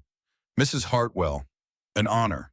Cordelia looked at his hand, looked at him, took in the full measure 6'5", calloused palms, sun-weathered face scar along the jaw, clothes that were clean but unmistakably frontier. She shook his hand the way one shakes hands with a business proposition one has not yet decided to accept. "You are the man who will marry my niece. If she will still have me, ma'am." "Do you have a house?" "I built it myself." "A profession?" "Cattle rancher. 60 acres, 32 head. Lost 15 last week, but I intend to recover them." "Can you read?" Caleb's eyes flickered with something that might have been amusement. "The bookshelf behind you has the answer to that, ma'am." Cordelia turned. Wordsworth, Tennyson, Shakespeare, Dickens, the family Bible. Her eyebrows lifted by a fraction of an inch, which in the language of Cordelia Hartwell constituted genuine surprise. Emmett introduced himself from the bench where he lay bandaged and immobile but entirely unrepentant. "I am Emmett, the trouble in this house." His amber eyes sparkled with the particular delight of a man who enjoyed watching powerful women collide. "You must be the aunt." Cordelia looked at him for 3 full seconds. Then, against every prediction Eliza could have made, the corner of her mouth twitched. "At least someone here is honest." Sawyer was polite, quiet, and at one point quoted a line of Tennyson in conversation without seeming to notice he had done it. Cordelia noticed, and something in her posture softened by a degree so small that only Eliza, who had spent 8 years reading this woman's body language the way a sailor reads weather, could have detected it. They walked the property together that afternoon. Cordelia and Eliza, the older woman's city boots entirely inappropriate for ranch terrain, but her stride unyielding. "He is not polished," Cordelia observed. "No, but he looks at you." Cordelia paused. "He looks at you the way no man in Philadelphia ever did, the way your father looked at your mother, as though you are the sun and he has been living in the dark too long." Eliza stopped walking. Her aunt had never in 8 years mentioned her parents with anything but clinical detachment. To hear her invoke them now here in the Texas wind, with wildflowers bending around their ankles, was like hearing a locked door swing open. "Your mother would be proud of you," Cordelia said. The words cost her something visible, a tightening around the eyes, a swallow that took effort. "I was too afraid to be." Eliza put her arms around her aunt. It was the first embrace between them in 8 years. Cordelia stiffened, the instinct of a lifetime, and then her arms came up stiff and uncertain, and she held her niece in the April sunshine and did not let go for a long time. The wedding was postponed for the hearing. Caleb accepted this with the pragmatism of a man who understood priorities. The land comes first. It is the future. But Eliza was already working. She spread every Thornton family document across the kitchen table and began to read. Deeds, the original land grant, Thomas Thornton's will, old letters, tax receipts. She read the way she had read student essays for 8 years, with an eye for detail, for inconsistency, for the small errors that reveal the truth beneath the surface. Caleb watched her work. He did not interrupt. He brought her coffee. He kept the fire burning. He made sure the lamp had oil. And he watched her with an expression that contained something new, something beyond attraction or gratitude or hope. He watched her with the expression of a man who was beginning to understand that the woman he had prayed for was not just a companion but a partner, and that the difference between those two things was the difference between a house and a home. Eliza found 3 things. The first was the signature. She compared the Thomas Thornton on Briggs's transfer document with the signatures on the will on the original deed on half a dozen old letters. The hand was wrong, not dramatically, not in a way that would leap out at a casual observer, but wrong in the specific telltale ways that a trained eye could detect. The capital T was formed differently. The downstroke on the H leaned at the wrong angle. The N at the end of Thornton curled where the real Thomas Thornton's IN ended with a sharp, definitive stop. Eliza had spent 8 years reading handwriting. She had graded thousands of papers, identified students who copied from each other by the minute variations in their penmanship. She knew forged writing the way a jeweler knows paste diamonds, not from the overall impression, but from the details. The second discovery came from Sawyer, who had the sharpest eyes in the family. He examined Briggs's document under magnification and noticed a watermark in the paper. Adams and Company, Fine Paper, Philadelphia.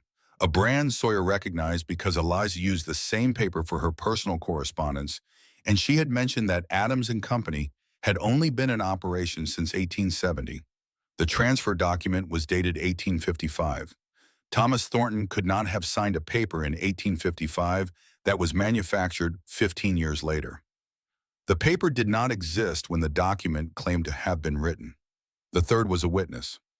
Mrs. Jacobson, the mayor's wife, remembered clearly that Thomas Thornton had stood up at a town meeting years ago and declared publicly in front of dozens of people that he would never sell a single acre to Harlan Briggs. Not for any price. Not for any reason. Mrs. Jacobson was willing to testify to this, and her word carried weight in Stillwater. Eliza compiled everything into a file. Organized. Annotated. Cross-referenced. The skills of a schoolteacher applied to a battle that no one had thought to fight with paper and logic, instead of guns and stubbornness. "Where did you learn to do this?" Caleb asked, standing behind her, looking at the neat rows of evidence laid out like exhibits in a courtroom. 8 years of grading essays teaches you to spot when someone is making things up, Eliza said. And for the first time since Briggs had delivered his ultimatum, Caleb laughed. A real laugh. Low and warm and full of something that sounded to Eliza's ears remarkably like faith. "You are worthy of every part of this life." The night before the hearing, they sat together on the porch. The file was complete. Everything that could be prepared had been prepared. Emmett was healing. Sawyer was calm. Buck had cleaned his best hat. Cordelia, who had extended her stay, was at the hotel in Stillwater, probably terrifying the hotel owner into ironing her sheets twice. The sky was enormous. The stars were out, scattered across the darkness in numbers that still, after 2 weeks, took Eliza's breath away. The Milky Way stretched overhead exactly as Caleb had described in his letter, a river of light flowing from one horizon to the other. Caleb sat beside her close enough that she could feel the warmth of his arm without contact. He was quiet for a long time, the kind of quiet that precedes something important. "Maybe we should postpone everything," he said. "Not just the wedding, everything. You did not sign up for this. The lawsuit, Briggs, a ranch that might lose half its land. I signed up for a real life. Real life has complications." "Eliza," he turned to face her. In the starlight, his features were softened, the hard lines of sun and labor gentled by shadow. His eyes held hers, and what she saw in them was not the stoic, controlled man who gave orders and built furniture and kept his emotions locked behind walls of duty and work. What she saw was the man behind all of that, frightened, hopeful, trembling on the edge of something he had denied himself for a decade. 10 years I have been building this ranch," he said. His voice was rough, lower than usual, as though the words were being pulled from a place he had kept sealed for a very long time. "Every stone in that fireplace, every fence post, every board in that floor. I built it with these hands because I did not know any other way to keep going. And every night after Emmett and Sawyer were asleep, I sat right here in this spot and looked at that sky and I thought, what is any of it for? What is a house without someone in it? What is a fire without someone to sit beside it?" He paused. His jaw worked. His hands resting on his knees were clenched so tightly that the knuckles showed white through the tan. "Then you came. Riding through a storm covered in mud, holding a broken suitcase full of letters I could barely write. And I thought, there she is, the one I prayed for. The one God sent. And I was terrified, Eliza. More scared than I have been of any storm or any man. Because if you left, I did not think I could survive the loneliness again." Eliza reached out and touched his face. Her fingers traced the scar along his jaw, the line that ran from his ear to his chin, the mark of a man who had been cut by the work he loved and kept working anyway. The gesture was gentle. It was also deliberate, a crossing of a threshold that both of them had been approaching for 2 weeks, one careful step at a time. I am not going anywhere, Caleb. This is my home. You are my home. He leaned forward until his forehead rested against hers. His breath was warm in the cool night air. His hand rose to her face, cupping her cheek with a tenderness that seemed impossible for fingers that thick and rough. He tilted her chin up slowly, giving her time to pull back if she wanted to. She did not pull back.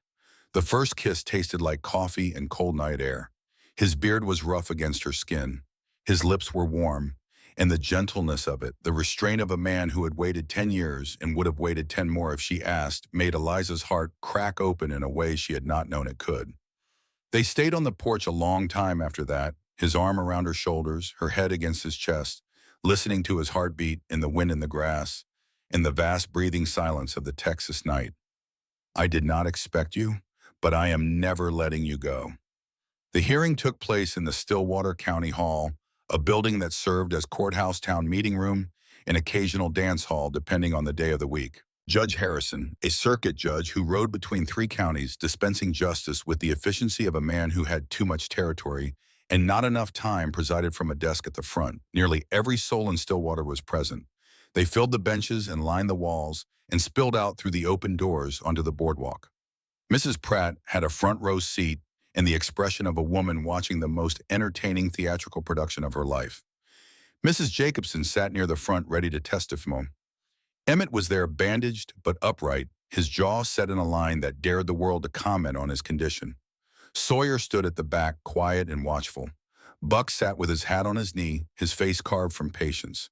Cordelia sat in the second row, spine rigid, eyes sharp, looking exactly like what she was, a woman from Philadelphia who had seen more courtrooms than anyone in this room and was not easily impressed. Briggs sat at a table on the right with his lawyer, a smooth-faced man from San Antonio, in a suit that cost more than most Stillwater residents earned in a month.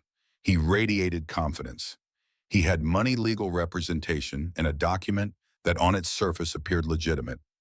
Caleb sat at a table on the left. He had no lawyer. He had Eliza. Judge Harrison examined the document, examined the assembled crowd, and asked Caleb to state his case. Caleb stood. He spoke 3 sentences. His father built this ranch. His father would never have sold the North acreage. He believed the document was forged. Then he stopped. He looked at Eliza, and she understood without a word being spoken that this was the moment. The moment when everything she had been, teacher and organizer and reader of handwriting and spotter of inconsistencies, became everything this family needed. Your Honor, Eliza said, rising from her seat, I am Eliza Hartwell, Mr. Thornton's intended. I request permission to present evidence on behalf of the family. Harrison looked at her over his spectacles. This is a court of law, miss, not a classroom. Evidence does not care who presents it, Your Honor. It only cares about the truth. Harrison studied her for 5 seconds. Then he nodded. Proceed. Eliza laid out her case the way she had organized it, clearly, methodically, building from small points to large conclusions, the same technique she had used for 8 years to teach complex subjects to children who did not want to learn them. She presented the signature comparison first. Side by side, projected onto the table under the judge's magnifying glass, the real Thomas Thornton, from the will from the deed, from personal letters, and the alleged Thomas Thornton on Briggs's document. She pointed out the differences with the precision of a woman who had graded 10,000 papers and could spot a copied essay at 20 paces. The T was wrong. The N was wrong. The overall slant was inconsistent. Briggs's lawyer objected. The opinion of a schoolteacher is not the opinion of a handwriting expert. No, Eliza agreed, but the second piece of evidence does not require an expert of any kind. She pointed to the watermark. Adams and Company fine paper. Manufactured in Philadelphia since 1870. The document was dated 1855. She invited Judge Harrison to examine the watermark himself. He did. The room was silent. Briggs, for the first time, shifted in his chair. The Adams Company began production in 1870, Your Honor. This paper could not have existed in 1855. Thomas Thornton could not have signed a document on paper that had not yet been manufactured. The silence in the courtroom was absolute. Eliza could hear the clock on the wall ticking. She could hear Emmett breathing through his damaged ribs. She could hear from somewhere outside a horse stamping in the dust. Additionally, Eliza continued, Mrs. Jacobson, the mayor's wife, is prepared to testify that Thomas Thornton stated publicly at a town meeting, attended by dozens of witnesses, that he would never sell any portion of his land to Mr. Briggs for any price. Mrs. Jacobson stood up without being asked. He said those exact words. I remember it clearly. Half the people in this room were there. Heads nodded throughout the hall. Murmurs rose. Briggs's lawyer whispered urgently to his client. Briggs's face had gone the color of old brick. Judge Harrison set down his magnifying glass. He looked at Briggs. He looked at the document. He looked at Eliza. Mr. Briggs, do you have an explanation for the discrepancy in the paper manufacturing date? Briggs opened his mouth, closed it. His lawyer requested a postponement. Harrison denied it. The ruling was swift. The transfer document was declared invalid due to material evidence of forgery.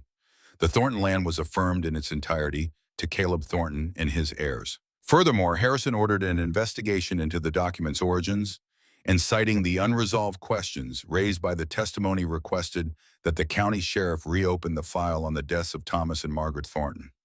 Emmett's hand closed into a fist on his good side. 10 years. 10 years of suspicion and silence and impotent rage, and finally someone in authority had listened. Briggs stood. His composure was cracked, but not shattered, the expression of a man who had lost a battle but not yet conceded the war. He walked toward the door, and as he passed Eliza, he paused. You will regret this. Caleb was there before the last syllable left Briggs' mouth, stepping between them, tall enough and close enough that his shadow fell across the older man like a curtain. You threaten my wife. You threaten every Thornton who ever drew breath on this land. His voice was quiet, steady. The voice of a man who did not need to raise it because the weight of what he said was sufficient. Leave and do not come back. Briggs left. The courtroom erupted. Mrs. Pratt applauded. Emmett let out a whistle that cost him a stab of pain from his ribs. Sawyer in the back smiled, the kind of smile that starts in the eyes and takes a long time to reach the mouth. And Cordelia, sitting in the second row, looked at Eliza with an expression that contained 8 years of regret and something else, something that Cordelia Hartwell had spent a lifetime refusing to show. Pride.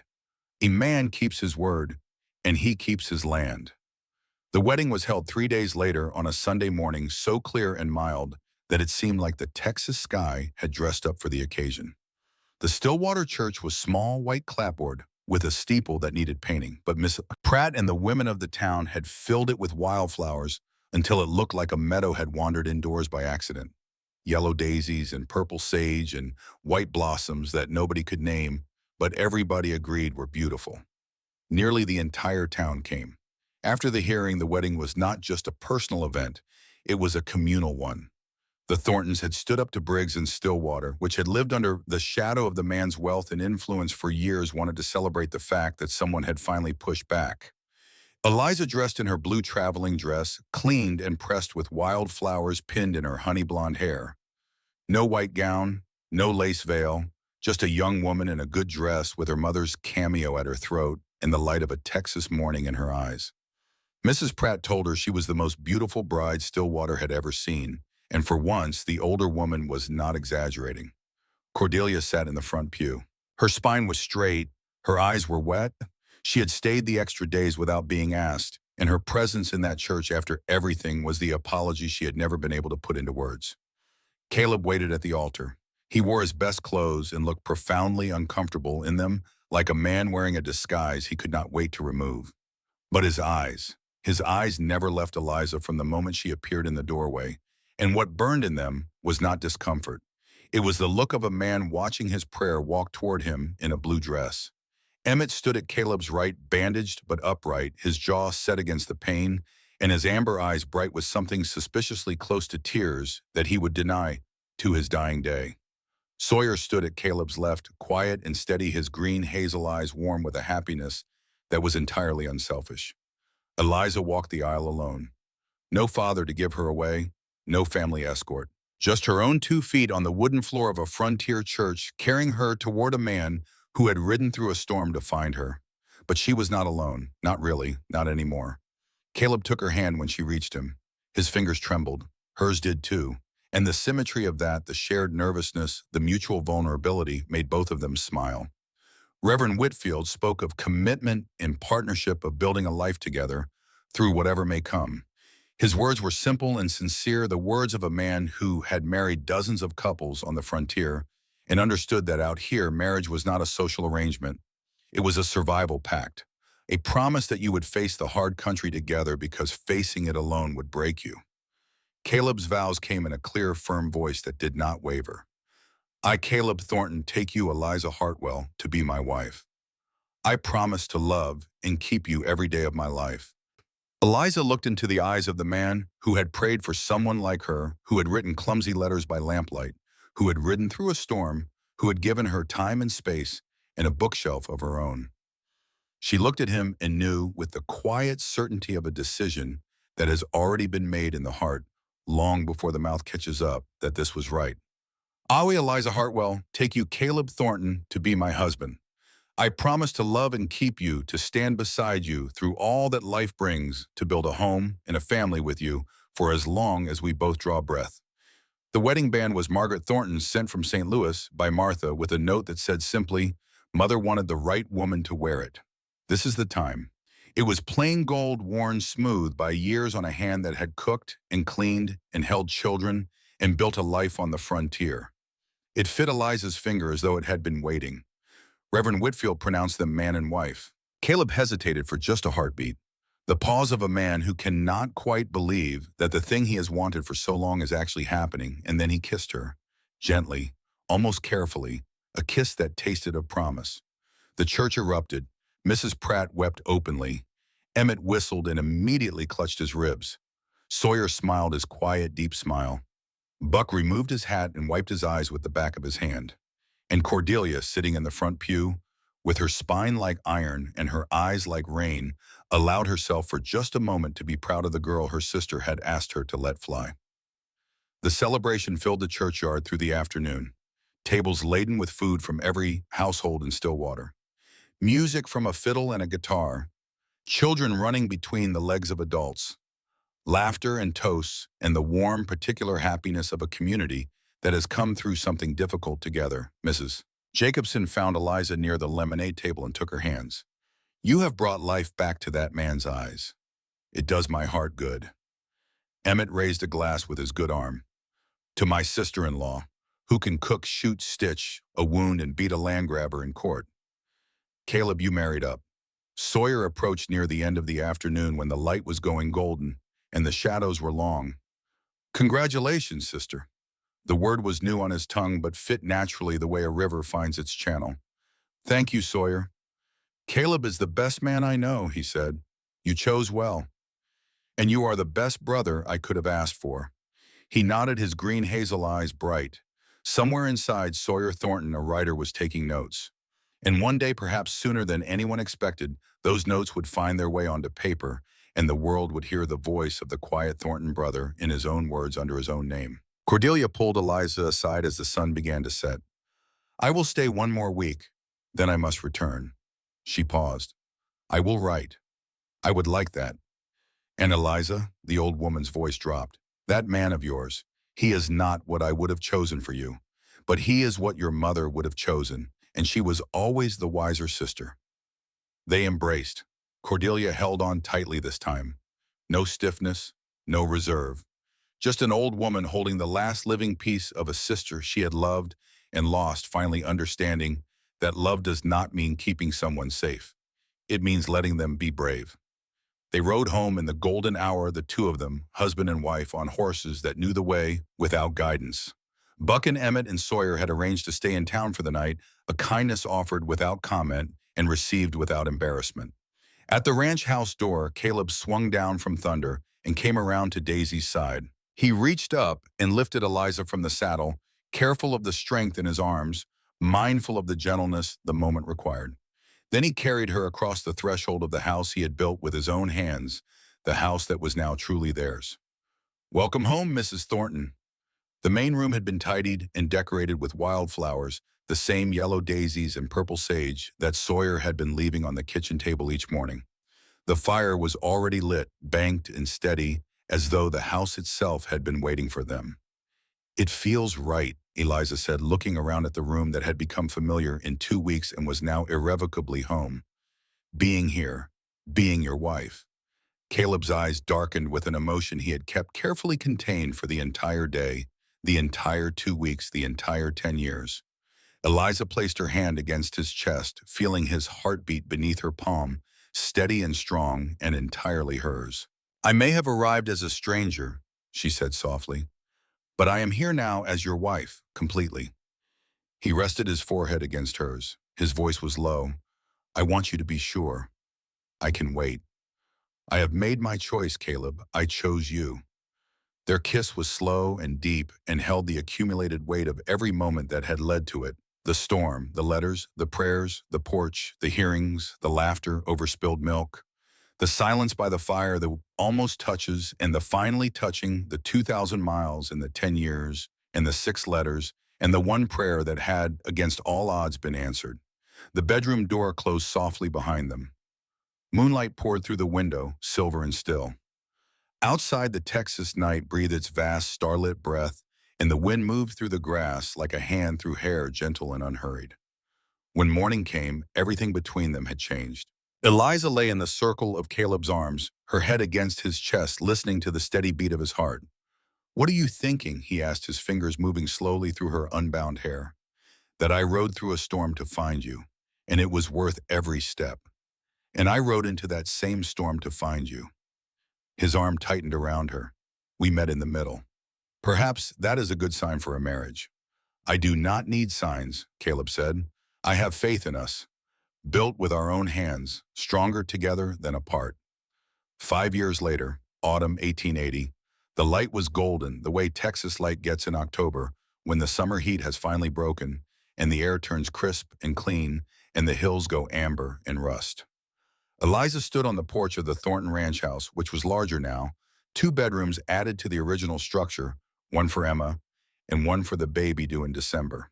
Emma was 3. She had her father's chestnut brown hair and her mother's cornflower blue eyes and a personality that combined the best and most terrifying qualities of every Thornton brother.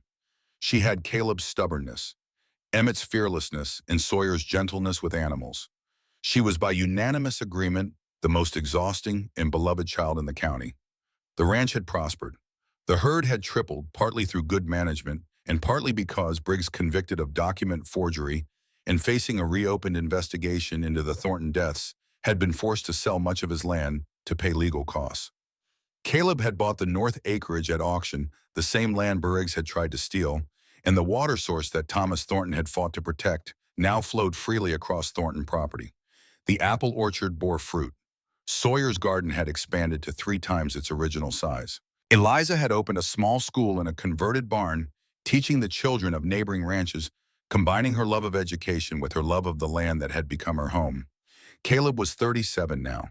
The lines around his eyes were deeper, but they were laugh lines earned through years of Emma's antics and Eliza's wit, and the so steady accumulation of happiness that comes from building something real with someone. He still rose before dawn. He still spoke carefully and sparingly.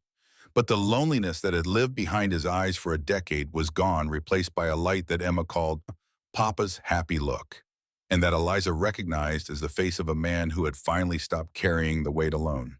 Emmett had found his purpose. After the Briggs affair, he had been appointed deputy sheriff of Stillwater, a position that channeled his restlessness and his skill with a firearm into something constructive. He was courting the blacksmith's daughter, a woman with auburn hair, and a disposition fully as stubborn as his own. Their arguments could be heard 3 farms away, and everyone in Stillwater agreed it was a perfect match. Sawyer still lived at the ranch, still broke horses with patience instead of force, still read by lamplight in the evenings. But he had begun writing frontier dispatches for the county newspaper under a pen name, vivid accounts of ranch life and wild horse runs in the vast, quiet beauty of the Edwards Plateau. The writing was good, better than good. It had the same quality his conversations had always possessed, the ability to see what others missed and say what others could not. And recently, a new teacher had arrived at Eliza's school, a young woman with dark hair and warm brown eyes and a love of books that made Sawyer, for the first time in his life, write poetry under his own name. Cordelia wrote every month. She had visited twice, each time staying longer than the last. On her most recent visit, she brought a small piano ostensibly for Emma, but truly for Eliza, because Cordelia remembered finally that her sister had loved music and that some gifts cannot wait until it is too late. The October sun was going down, painting the hills in gold and copper and deep rose. Caleb rode in from the north pasture with Emma perched in front of him on the saddle, her small hands gripping the saddle horn, her face flushed with the excitement of having been shown the new calves. "Mama," she slid from the horse before Caleb could dismount and ran to Eliza with the abandon of a child who has never known a moment's doubt that she is loved. "Papa showed me the baby cows. They are so soft." "Are they?" Eliza stroked her daughter's hair. "And were they beautiful?" "So beautiful, blue eyes enormous and bright. Papa said they were born brave, just like me." Caleb walked up the porch steps slowly, the way a man walks when he is savoring the approach. At 37, the years had carved him deeper, but had also softened something that had been hard for too long. He kissed Eliza gently, his hand resting on her rounded belly, and the ordinariness of the gesture, the simplicity of a man coming home to his wife at the end of a day, held within it all the extraordinary things that had brought them here. "You are home early." "Could not stay away. Not when everything I love is right here." Emma tugged at his hand. "Papa, tell Mama about the star prayer." Caleb looked mildly embarrassed. "It is nothing." "Papa wrote a prayer about me," Emma announced, "and about you, Mama, and about the baby." Eliza raised an eyebrow. "I might have written something down last night," Caleb admitted. "What did it say?" His expression softened. The whiskey-colored eyes, which had been hard and guarded and full of loneliness on the night she met him, were warm, now warm the way the fireplace in their home was warm, steady, and constant, and built to last. "Mostly it was a thank you," he said, "for answering my first prayer, for you, for Emma, for the little one coming." His hand moved gently over the curve of her belly. "For everything we have built together." Eliza covered his hand with hers. She thought of the rainy night 5 years ago, the broken valise, the mud, the letters dissolving in a puddle, the sound of hooves, the voice in the dark asking her name, the man who had ridden through a storm because he could not bear the thought of her being alone. "I am thankful too," she said, "for the man who prayed for someone like me, for the life we have made." The sun went down behind the hills. Caleb gathered his family close, his wife and his daughter and the child yet to come, and held them in the circle of his arms as the sky turned from gold to rose to violet, to the deep star-filled blue that Eliza had traveled 2,000 miles to see. "I used to watch the sunset alone," he murmured against her hair. "Now I cannot imagine seeing it any other way." Eliza leaned into her husband's chest. Around her was the life they had built from letters and prayers and a leap of faith taken in a rainstorm. The ranch, the home, the family, the shelves of books and the wildflowers on the table, and the sound of Emma's laughter, and the steady, unwavering heartbeat of the man who had kept every promise he had ever made. She still remembered stepping off that stagecoach into nothing. 5 years later, standing on the porch he had built with his own hands, watching their daughter chase fireflies through the wildflowers, she thought, "That was the day my life began. You are home now. Right where you belong." "Neither can I," she whispered. "Neither can I."